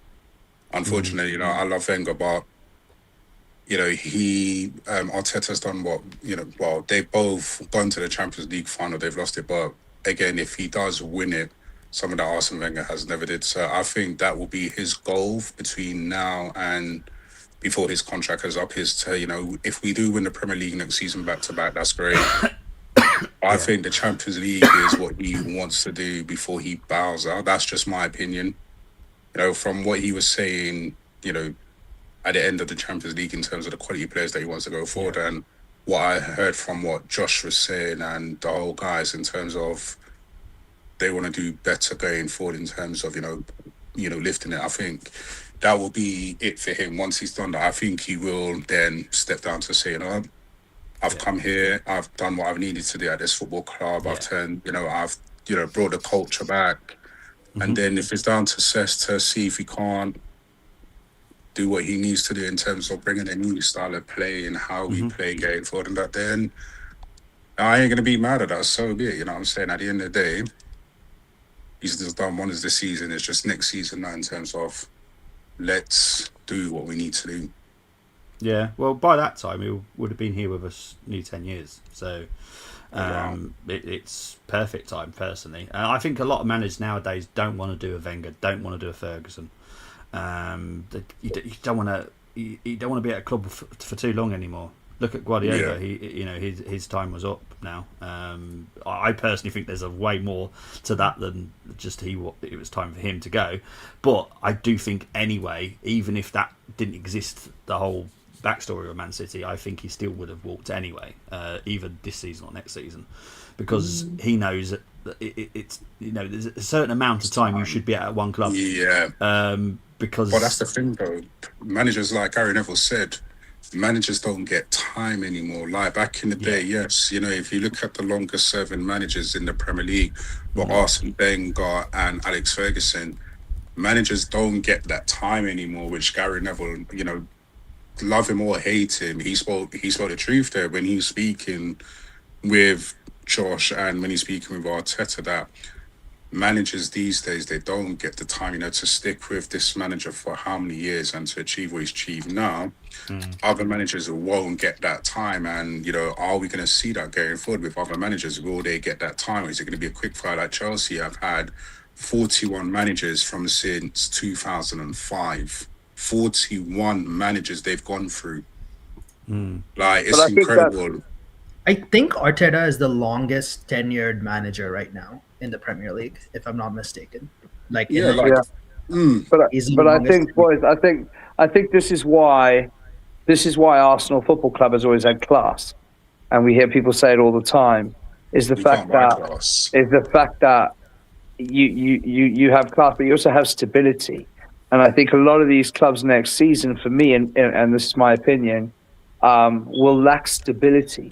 It's all good and well bringing a new manager in, and I'm sure, you know, everyone will have a little bit of a bounce at Chelsea. Everyone will have a bit of a bounce at Liverpool. And don't get me wrong, these are very good managers that are coming in. But I truly believe that they will be behind us because of the fact that we have a project. We've had a project for the last 6.5 years. And I think going into the next 2 or 3 years, we've got that stability, which is why I honestly believe Josh is going to spend the money in the club because we have that stability. I think we've seen it in the past, new managers come in after Wenger, for instance, we didn't buy the big players, or we bought big players, but we didn't spend big money, did we? I think he sees now what's happening. You could see him on the top of the bus. You know, he was an Arsenal supporter on the top of that bus. And he sees the stability within the club now and has turned around and gone, do you know what? I'm going to keep backing you. And I mean, I'm probably going to put more money in this summer to make sure that we're champions again next season. And that's because we have the same manager and the same belief throughout the club. And that's the difference.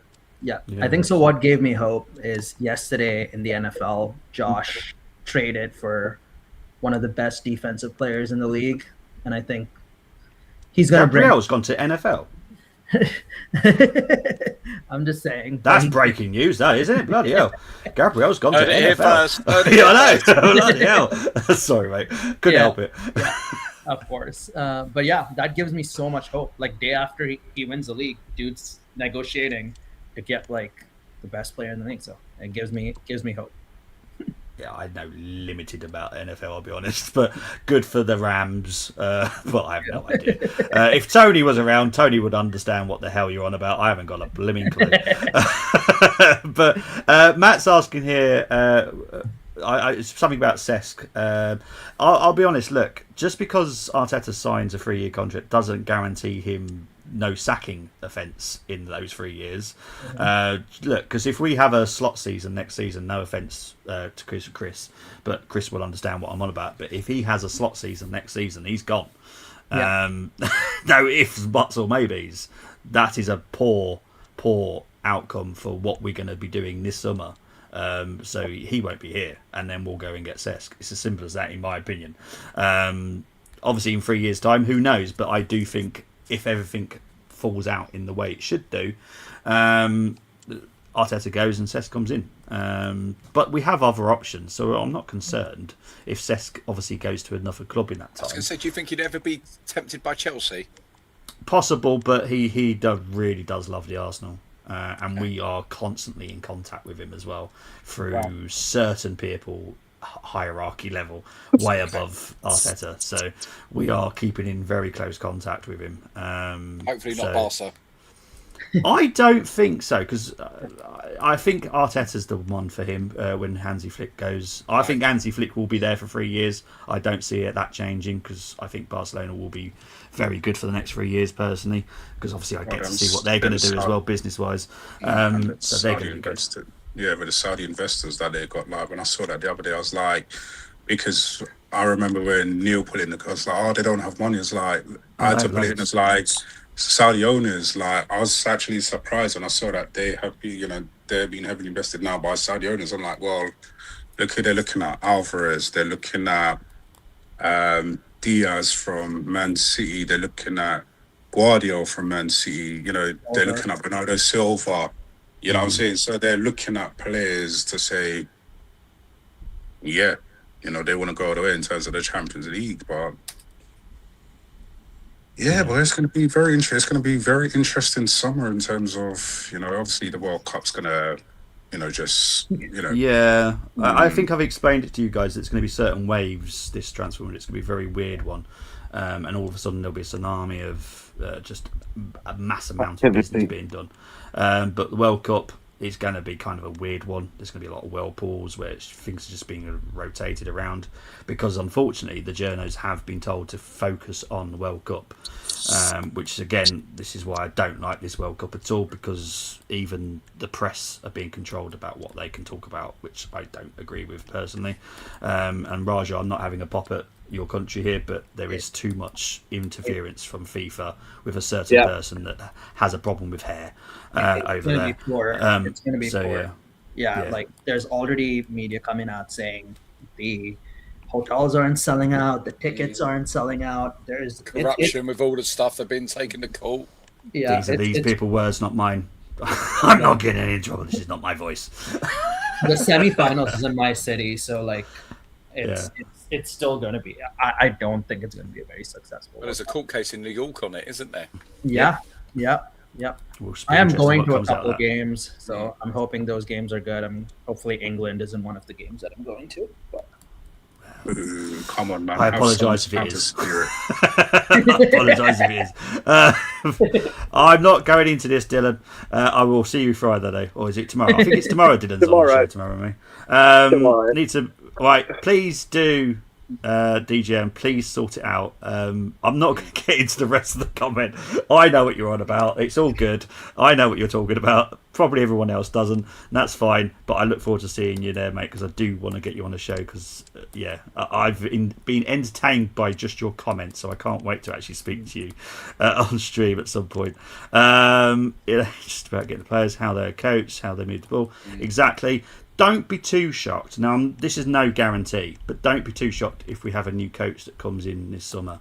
There's definitely talk. Will it be appointed? I don't know, but there's definitely talk to someone at the moment that could come in to help us, because we do know we are lacking in a certain area. Because when Carlos left, we didn't really cover what he actually did. Now, Gabriel Hines, don't get me wrong, has done impeccable work. But he is defensive minded, and it's all about transitions with Gabriel Hines. But sorry, I said this. I'm sorry, Bobby. It's Neil. I said this. I said when we lost him, we lost something up front. And it was a big round as well.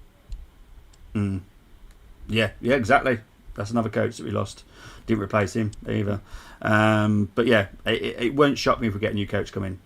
So watch that out for that one. Santi, go get Santi. He's got to retire, hasn't he? Never going to happen, mate. Never going to happen. He'll outshine Arteta. Let's just say Arteta. Look, Arteta's very happy with the way that his job is now.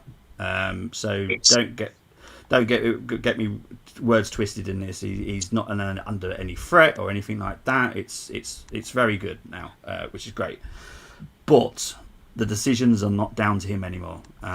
So if Andrea and Maurizio believe that someone coming in as a specific coach is for the benefit of Arsenal Football Club, we will make that appointment no matter what Mikel says. So don't rule certain people out just because of what I've said previously, because Mikel has no say in it anymore. Obviously his say was Gabriel Heinze, which I did question it personally, but he has done very well for transitional work. But I do think offensively we have been lacking quite badly. And weirdly, I've got another person backstage. It's my PB. Hello, PB. Hey, Brenny. Brenny, what's going on, buddy? Oh, Brenny. Is he there? He's there, but he's not there. We'll see if he comes in. I thought he was at work, personally. So that's why I'm a bit surprised to see him. Oda's just a bench player. That's all there is to. Apologies for not getting into the Discord sooner. Been a crazy week with work, being in London. No problem whatsoever, mate. Just look forward to seeing you in there, to be honest. Isn't Arteta at fault for the captain? Let's have a look. Well, I'm trying to get through these as quick as I possibly can, because I do want to get through these stats. If you can't answer this, Bobby, it's fine, but Iran's still going to compete at World Cup. As far as I am aware, yes. I know they've struggled with visas and stuff. I think they're in Mexico, aren't they, Raja? Yes. Yeah. I was only because obviously Raja will have way more coverage about the World Cup than what we probably do in the UK, to be fair. But as far as I was aware, the last I heard, Iran are in Mexico, and I think aren't there games somewhere down that way? I'm not sure. I don't know enough about it. So they've been told, and this is just they're working stuff out. They've been told that the games that involve them in the U.S. they can't stay. They have to travel the day of the game, play the game, and then go back to Mexico. So that's what they've been told Disgraceful. as of now. Okay. Yeah. Hence why don't want to talk about it. I'm not going to do it. I'm just going to stick with my transfer shows and be happy. Is there a specific channel I need to announce myself in? It will all be clear once you go in there. I think an automatic bot. I'm going to pause breaks off. I'm pretty sure he's at work. So it will introduce There's a welcome you. group. Yeah, welcome. Yeah, it will all be Angie. I think Angie's the one that's done all the work behind the scenes on Discord. Wizard. She is been amazing. So yeah, it will all be clear there. I'm going to unmute because hopefully he's okay now. And the No, he's not. Okay, because I know he's at work and I don't want us hearing any of that stuff. Yeah. I know Raja needs to go. Do you need to go now, Raja? I can stay for a couple of minutes, but yeah. Okay, I'm going to quickly go through the stats. So Let's do it. just go. I'm going to go through them. Brace yourself because they're horrendous. So possession-wise, probably no shock to any of us. 75% for PSG, 25% for the Arsenal. 21 shots for PSG, 4 on target, 7 for Arsenal, 1 on target. 11 corners for PSG, only 3 for the Arsenal, which again unusual for us in all fairness. There were 5 block shots for both sides. 1 hit the woodwork. 12 shots outside the box for Paris Saint-Germain. 9. Wrong way around. 12 inside the box, 9 outside for PSG, 5 inside the box for the Arsenal, 2 outside the box. EXG. Now, when it comes to penalties, ignore the 1.72. Take 0.79 off, so it will be 0.93. Quick maths, I think that's right. 0.93, so it's still nearly double ours for that game. So they were better than what people have been saying. XG on target was 1.68 again. Rule that out because they had a penalty, so XG on target's going to happen anyway, pretty much, because it's a penalty. Passing, passes. I've not seen a stat like this all season for Arsenal. This is horrendous. Nearly 900 passes for PSG, which is mental, by the way. Only nearly 300 for Arsenal. Shockingly shit. Passing accuracy, as we talked about, 91% for PSG, 69% for Arsenal. That has got to be dissected by the Arsenal board and the Arsenal coaches because that was horrendous. There's no... I don't care if you've got the flu. I don't care if you've got a broken toe. Fucking pass the ball to your fucking player. Simple as that. If you're not fit enough, you shouldn't be on the fucking pitch. Sorry for swearing, but this bit... Neil's done most of my previews for all season. I am so annoyed when passing actually is not good enough because it's the most simple thing at elite level. Yep. 69%. I'll be honest, this is no offence to this league that I'm going to compare it to, but it's kind of put it in comparison. This is League One level of passing accuracy. Yeah. League Championship is like 75, something like that. League One is like 60, 71 max sometimes. So that's kind of the level, right? That's got nothing to do with the opposition. That's us. That's what we do. Passing from one player to another. It's not that fucking hard, and quite clearly we have red shirts. It's not that hard to differentiate from one player to another. So they all need to take a look at that themselves for that one personally. Tackles, they don't really matter. Clearances was interesting, 36 to 38. That was really close. So it kind of said different to Ali was saying, they weren't really hurting us. We were hurting them as much as they were hurting us, really.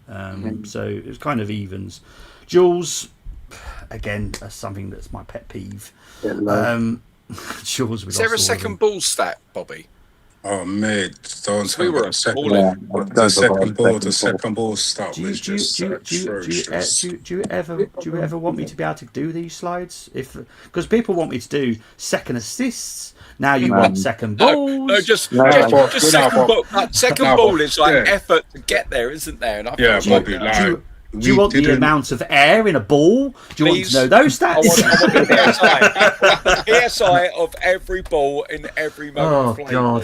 PSG deflated them. Let's complain. Right, here we go. Yeah, we were playing with a beach ball, really. But in all honesty, though, like when I was watching the game, like the second balls, like we didn't even attempt to win the second balls, like, and I was just like, we were dropping off.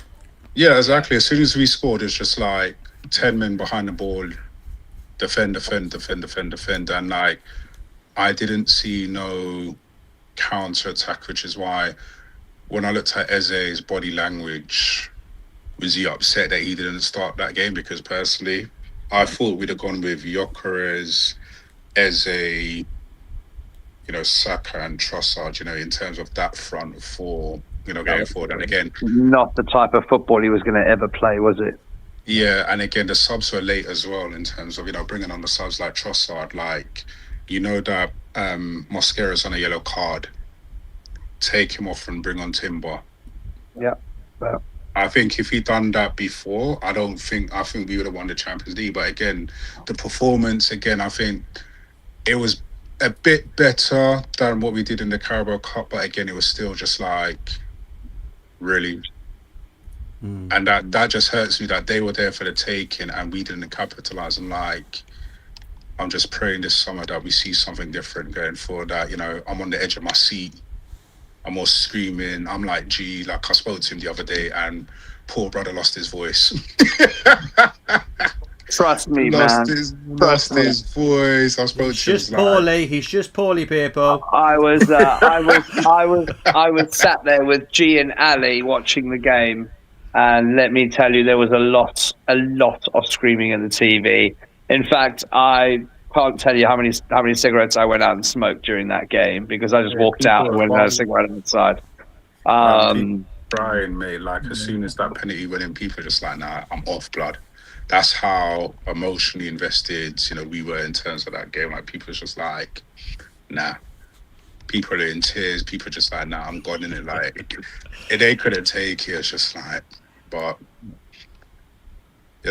new season, Premier League champions, we're going to have that bit of swag about us. But,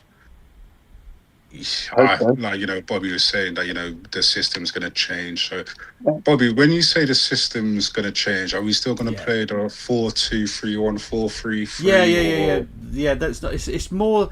I don't know if you remember the game that we played against. Who was the last game? Palace. Thank you. Did you all notice a slight change in the way that we were going forward? Yeah. I was wondering. There's a rumor with a certain Mr. Rogers, and we got Eze, and the way that they can both play centre and left. And are we going to have a revolving? That is a follow-up that they need to have. This is an example. Mr. Rogers. So I was just saying about revolving cams, no 9, that sort of thing, the changing positions. Just coming off the call. Yeah, so I agree. I'm going to go to Raja because I think Raja does need to go. I mean, do you know?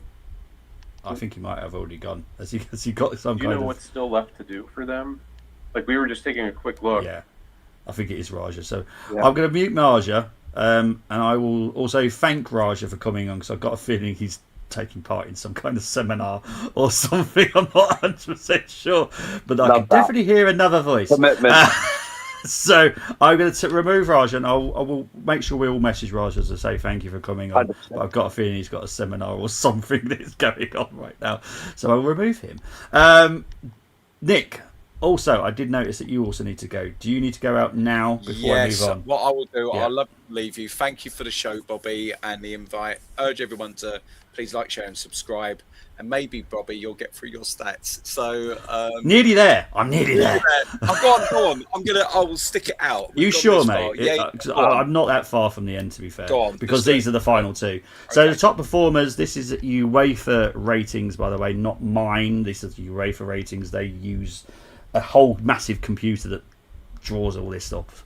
So Raya was the top performer, then Neves, then Hakimi, then Gabriel, and then Doué. I'll be honest, Doué was brilliant that night. I'll be honest. If I had 100 million quid, I would have literally just gave it to the owner and just said, right, I'm taking Doué back home with me. Hakimi should have been sent off, mate, for that challenge that he did on Kai Havertz. I'm sorry, but where do you get off by trying to strangle Kai Havertz? Like that was disgusting.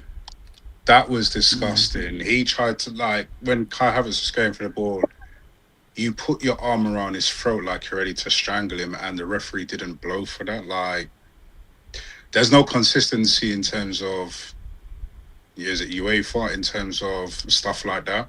Like, if that was the Premier League, now that's a yellow card. But again, it's different from UEFA. But I think they need to go back, and certain challenges shouldn't be allowed. And that, for me, was just like, if that was the Premier League, he would end up getting punched in the face or something like that. I'm sorry, but you're trying to choke me out. Like, no, but I'm actually dead serious. Like, you're trying to choke me. Like, your arm is literally around my neck. Like, you're trying to choke me out. That's violent conduct in the Premier League. But UEFA, it's different rules, and I think they need to revisit that, because you can't do that. And supposedly he did choke out Kai Havertz. What are you gonna do? Mate, you get where I'm coming from. Like, that was literally, his arm was around his neck. I'm like, what's going on? Not even a yellow card for that. Like, there needs to be consistency in terms of UEFA, how they officiate in terms of rules. I don't know if they're going to revisit in terms of certain aspects in terms of that, because surely that can't be allowed. And I met you on Sunday, mate, and if someone put a hand on your neck like that, you're probably throwing back to Paris, mate.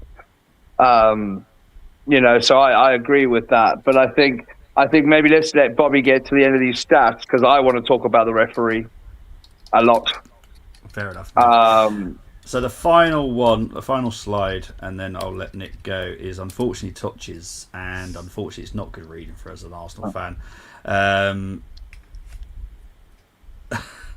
Vitinha, Mendes, Hakimi, Neves, Marquinhos, all over 100 touches for that game. Wow. Madness. And look, I was talking to a Wolves fan yesterday about Vitinha. Now, for people that don't know about Vitinha, he was actually at Wolves, and Wolves rejected to sign him on a permanent. Wow. Well, after I think it was only 20 million quid as well for Vitinha. Wow. And Wolves rejected it, and yeah, the Wolves fans have really gone, what the hell did we do? Because Vitinha was, in my opinion, the best player on the pitch that night. Yeah. I'll be honest, I thought Vitinha was outstanding.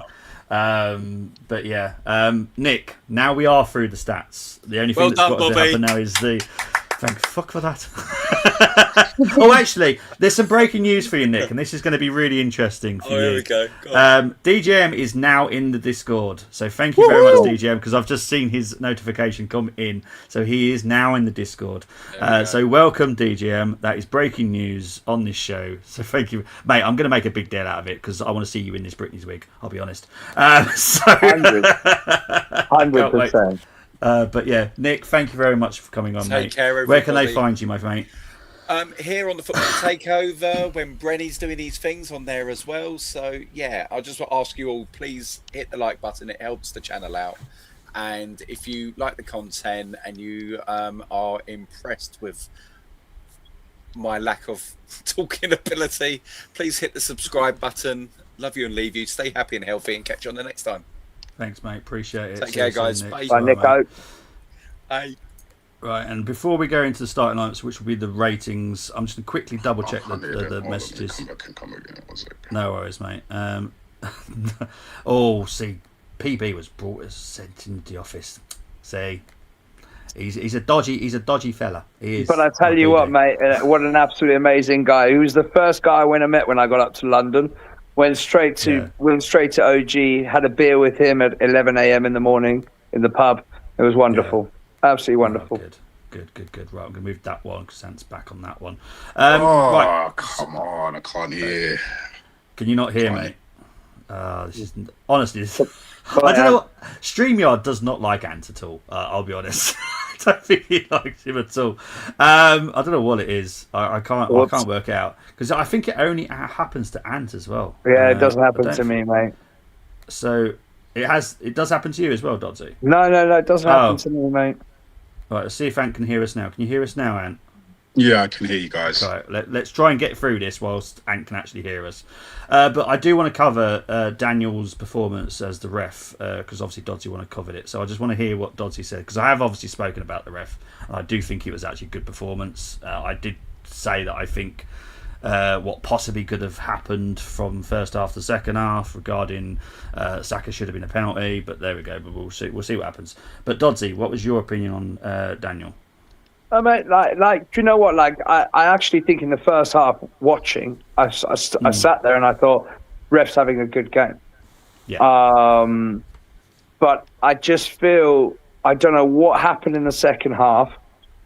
I just feel as though literally there was a zero touch tolerance in the second half. Every time we touched a PSG player, and don't get me wrong, I understand they're very, very clever players as well, they'd go down and the referee would blow the whistle. And I'd sit there and be like, that's a bit dubious.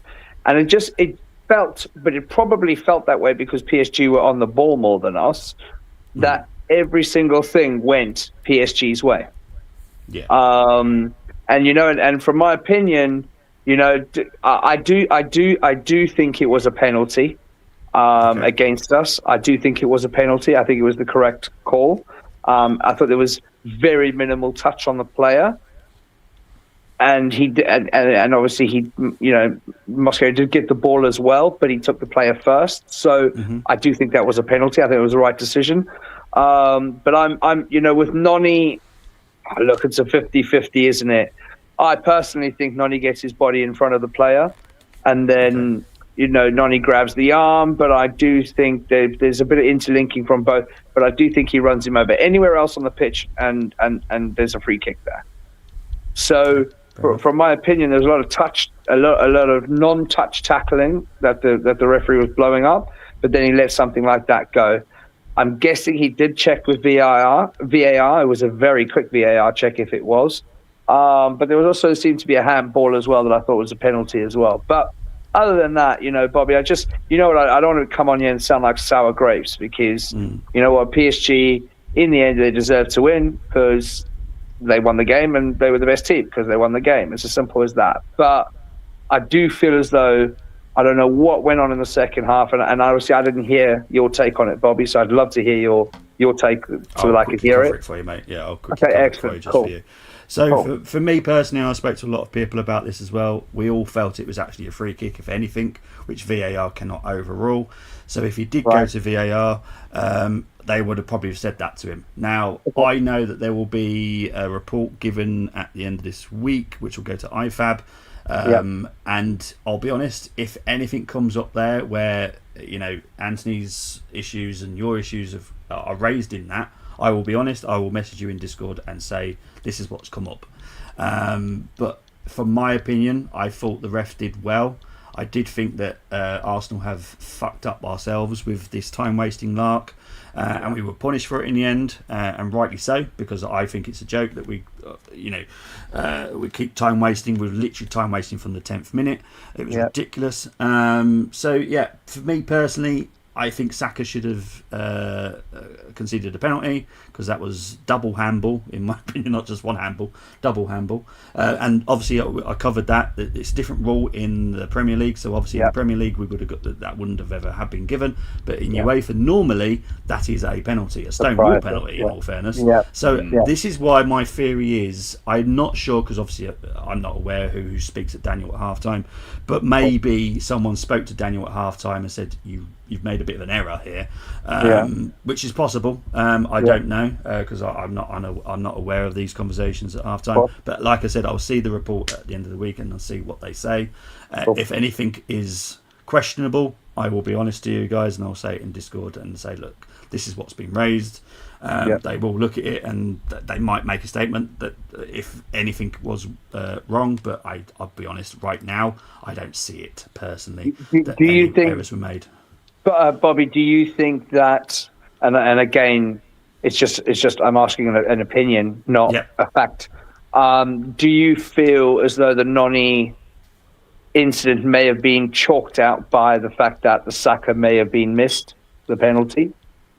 I don't think so, because honestly, I do think, because look, obviously I saw it live and I've seen it in lots of videos since, and I'll be honest, if it was me being the ref, I would have just chalked that as a free kick personally, because it did start outside the box. Right. And that's, I think, is the problem here, because VAR cannot intervene with that situation. They can't give free kicks.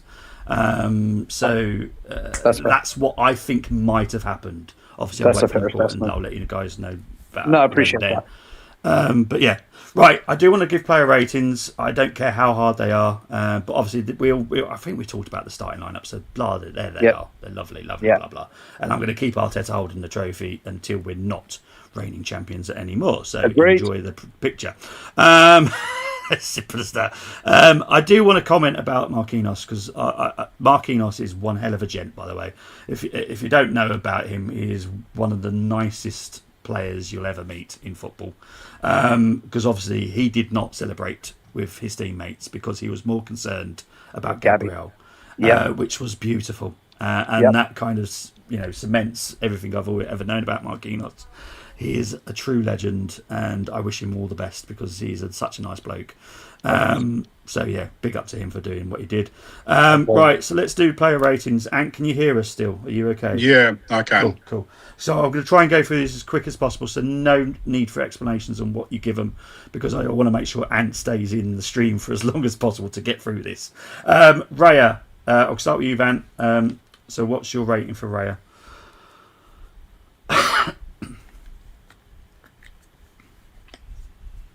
8. Fair enough. Dodsey, you get mascara. 7.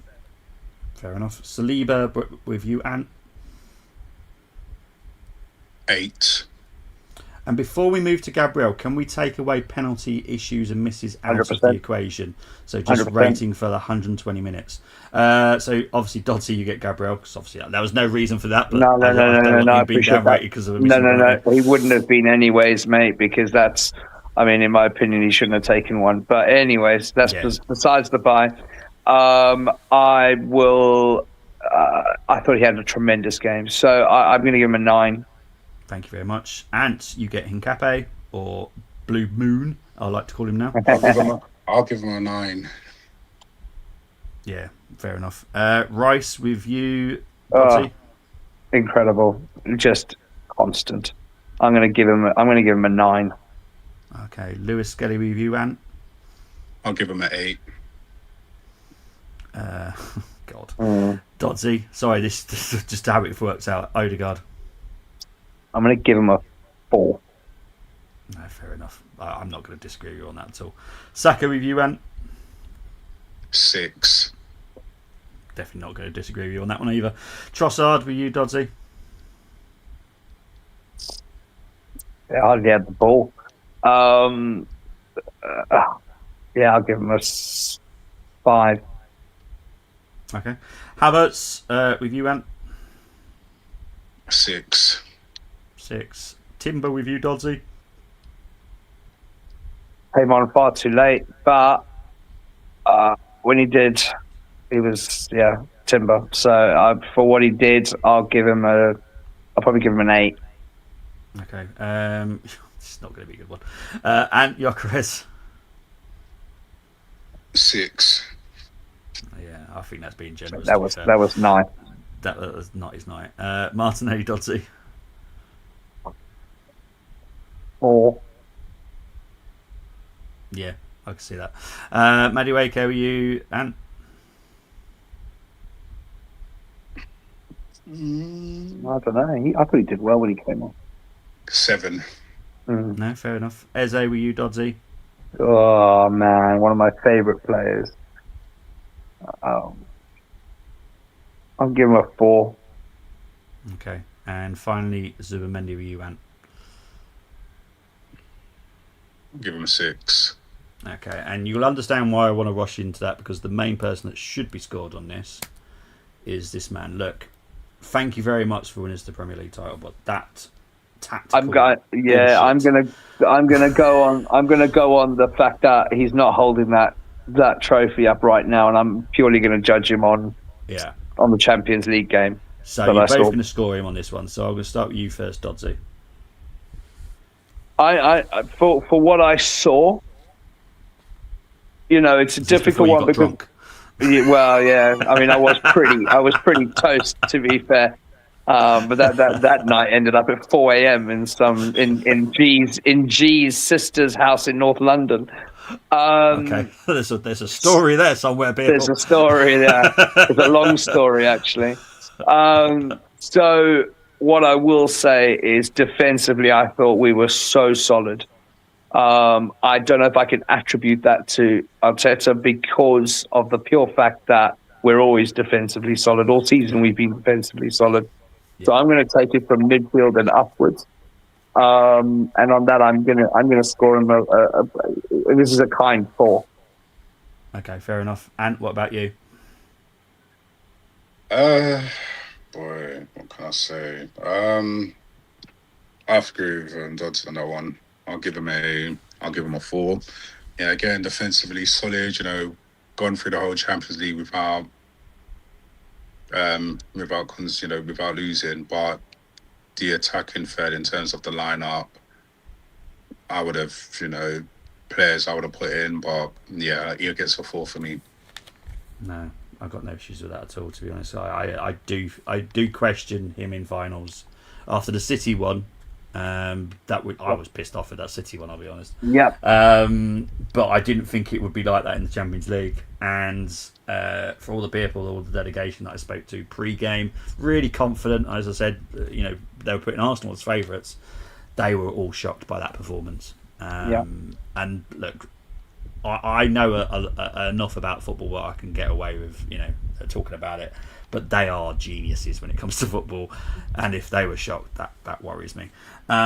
So yeah, look, thank you very much for winning the Premier League title. You did worry me a little bit at the end, but you got there in the end. And I do think we'll go again next season, and I think he'll win the Premier League title, which again I think will keep him at the club for another year. Blah blah blah blah blah blah. But I do worry about us in cups. I'll be honest, because I just Champions League. I think Champions League final. And it's really not even the cup. Actually, I'll rephrase that. Actually, I think it's not the cup part, like the knockouts. It's the final, because I did not see that coming in the Carabao Cup final. I did not see that happen in the Champions League final. I'll be honest, because I've seen some great performances in the Champions League this season from us. Yep. And for some reason, as soon as we got to the knockouts, I think it was the knockouts, we started to play a different type of football. And it wasn't very insane. It was very much Premier League football again, which worries me. And I just hope, Bobby, that with the signings we're going to be discussing tomorrow evening, Friday. Yes, Friday. It's tomorrow the Premier League one. Premier League one tomorrow. So I'm going to leave Arsenal till last. So there's a slight chance that I won't even talk about Arsenal by the time I get to the end of it, because we have got our own Arsenal show on Friday, which I think is, we're going to be like 2 hours and talking on Arsenal. No, that's fine. That's fair. It's only being fair to the other 19 teams. 100%, I agree with that. But I think, Bobby, I think from my point of view, what's worrying is what I don't want to do is go and spank all this money that we're supposedly looking to spend on forwards to play that type of football again. Because I don't think he lasts the season. I'll be honest with look, I haven't seen the simulation yet. That's always a good insight once the simulation's set up. But I don't see us playing this type of football next season. I just don't. With the signings that I know we're going to make, it wouldn't make any sense because we're buying at least 2 forwards who are exciting to watch, brilliant on the ball, dangerous. I just don't see how we won't use that tool for us in a beneficial way. We don't really need to do anything defensively apart from just back up whoever's leaving and making sure we're not short. Midfield, we need at least 2, which I'm sure we'll get, because one's leaving for sure. There might be another one leaving.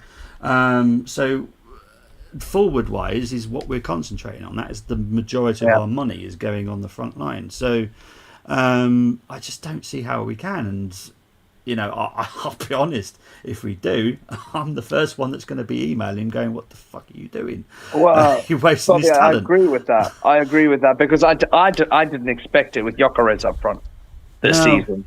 When we signed Gyökeres, I was expecting quick transition football, getting him in behind, and we didn't get that. Well, we got it in a couple of games, like literally games that I can count on one hand. But I suspect that there will be conversations had between Berta, Josh, and Arteta, saying to him, "Well done, you got us over the line. That can't happen again next season." No, agree. And look, I'm sure come September, and I've got to say come September because the window is going to be mental this season. I do think we'll all be very excited about what our team is capable of. The only person that will hold it back will be a certain Spaniard. So that's the problem. Big up to Luca, who's in the house, saying from him, build on league, to be honest. I agree. Winning the league has been fantastic, and we do need to build on it. So no stuff on the show tomorrow. I might have to cancel. Joking. Look, I'm covering your dad's team. I don't want to out your dad's team live on air, but I will cover your dad's team. It's not actually. It's not. But no, I'm going to cover his team first, and then I'll cover everybody else as much as I can. If there's a little bit of time at the end, because we are trying to keep this to an hour only. I'll be honest, the Arsenal show, I know Ali wants it to be an hour. I promise you, it'll probably be 2 hours with the way that all these questions keep coming in. Tamina's already got about 20 questions. I've already got loads of people. I've got loads of people because I'm doing the shows, Bobby, with you.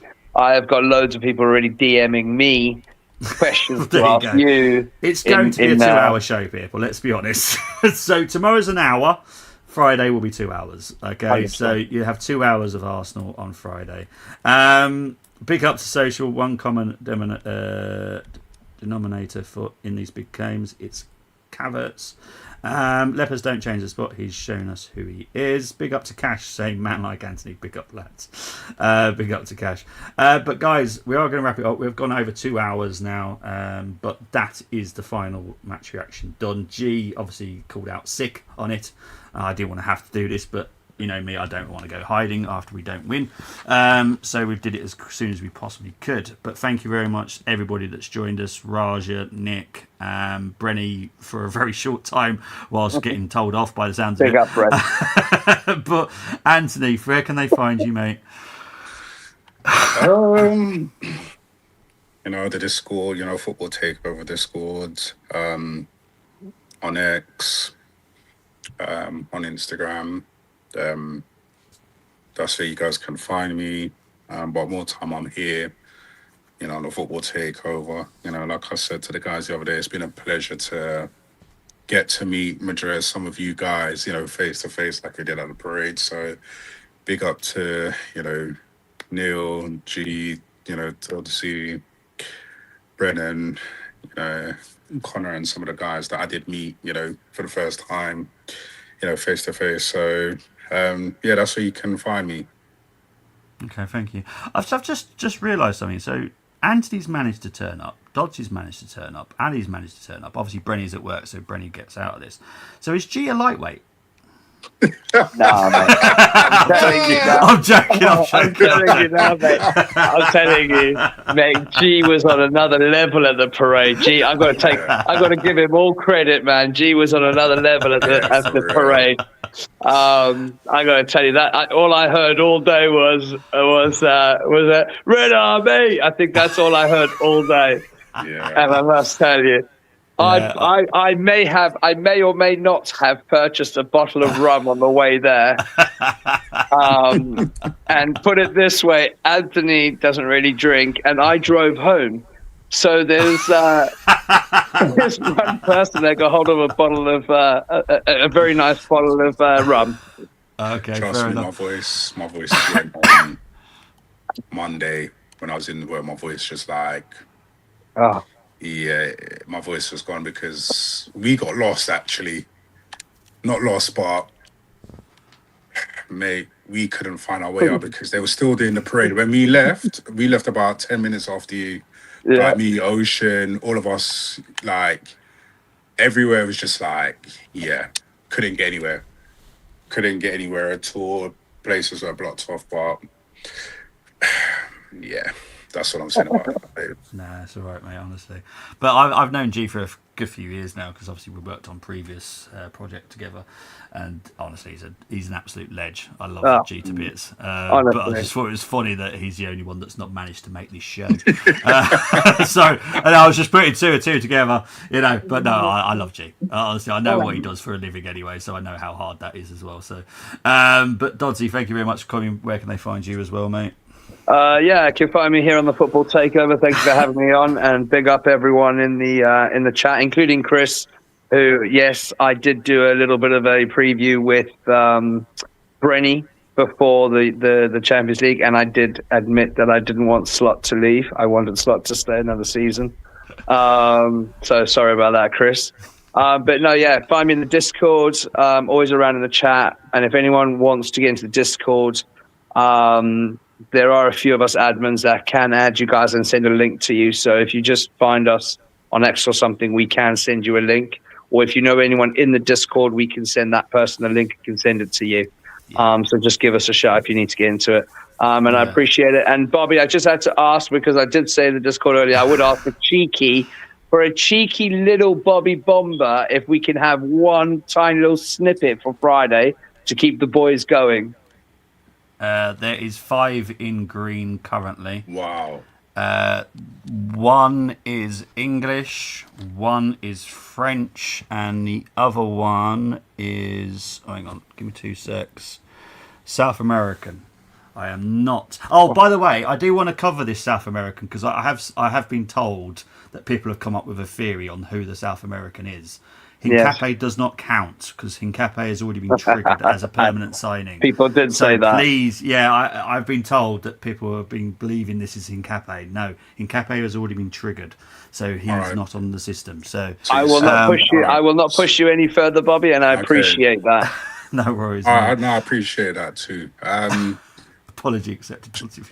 Just there's another French player who prefers destination to France. Okay, well, there's quite a few French players that were actually the French player the French player who plays in the Premier League, apparently his destination is. Oh, you on about Creepy? Creepy. Yeah, we had a file on Creepy. Yeah. What happens with Creepy this summer? I'll be honest, right now, is totally down to Bournemouth. Yeah, absolutely no one else has a decision on that. It's down to Bournemouth. They've obviously got a great manager to come in as well. So yeah, Bobby, you're getting my mind blowing here because a lot of people are talking about a French person being Mbappe. Well, I don't know why Mbappe's been talked about. Okay, I'll be honest. I don't understand where it's coming from. Because I just never see that. I can't see that happening. I just want to quickly cover one thing, and I have mentioned it in Discord. There's a thing called Article 18, which is a massive rule regarding transfers. No manager can speak to a player unless a permission has been given by the selling club or her fee has been agreed to, or getting into the conversation at least, and then the selling club has still given permission. So no one will have spoken to anybody unless it's further down the line than people are assuming. Trust me, Arteta has not spoken to any player as of now because nothing's that close for that close. We've got things in green because we've locked in some people. When people are locked in green, there are expiry dates. Now, these expiry dates are agreed to by both clubs, which suits both clubs, because obviously if you're not going to trigger it, then obviously that they will move on and they'll either keep the player or they'll sell the player to someone else. So that will eventually happen if we don't totally take it over the line. Because this is why I always say, and I've always said about Alvarez, because I know that people want to talk about Alvarez. Alvarez is still 75% chance of happening. Hasn't changed. I know there's been a big pantomime last week. I heard about it. Nothing has changed regarding Alvarez. It's still 75% chance. If everyone knows me, when I get to 90%, that is when things are going to get a lot closer. Alvarez is still 75% because there's still a lot of things that have to fall into place. What about a certain Portuguese player from Leao? No, a relegated club. Oh, Fernandez. Yeah. Fernandez is one to watch out for, not just for us. That is someone I'm going to talk about tomorrow as well, because another team is obviously interested. But Fernandez, don't believe the price tag, because West Ham don't have that much power now. Now they're relegated. They don't have that much power regarding prices. There's clauses in contracts, isn't there, Bobby? But apparently there's no release. But apparently there's no relegation clause for him. Don't believe everything you read. Okay. No, I'm just saying because that's what I just like. Yeah, I'll be honest. When it comes to certain players and certain teams, especially West Ham, because they weren't expecting to come into this season and get relegated. No. So you don't necessarily have to put it in the contract. You will have an agreement, and that agreement will be. I am not going into these questions about Elliot Anderson and Barcola. By the way, that's going to be a different conversation, Bobby. But I appreciate what you have said. But I know that obviously you guys have been on you since 6:45. So we are gonna end. We are gonna see you tomorrow at 6:45. It will be an hour. It will be the 19 Premier League teams and whatever little left we've got left. We'll talk about Arsenal, but if not, Arsenal specific on Friday night. So please hold back on your Arsenal questions. What time's the one on 6:45 every night, mate. It's going to be 6:45 every time there's a show. It's 6:45. Unless there's any problems my end, it will get delayed. But other than that, it's always 6:45, mate. But guys, I'm done. Thank you ever so much, everybody. Commentators as well. Big up to JGM. That's still breaking news for me. I can't wait to see the Britney wig. If he knows, he knows. But guys, and there we go. It's perfect timing. Great show as always, gents. See you soon. I look forward to seeing you, DJM. Promise you that. Guys, I'm out of here. Take it easy. See you later. Bye, guys. See you later.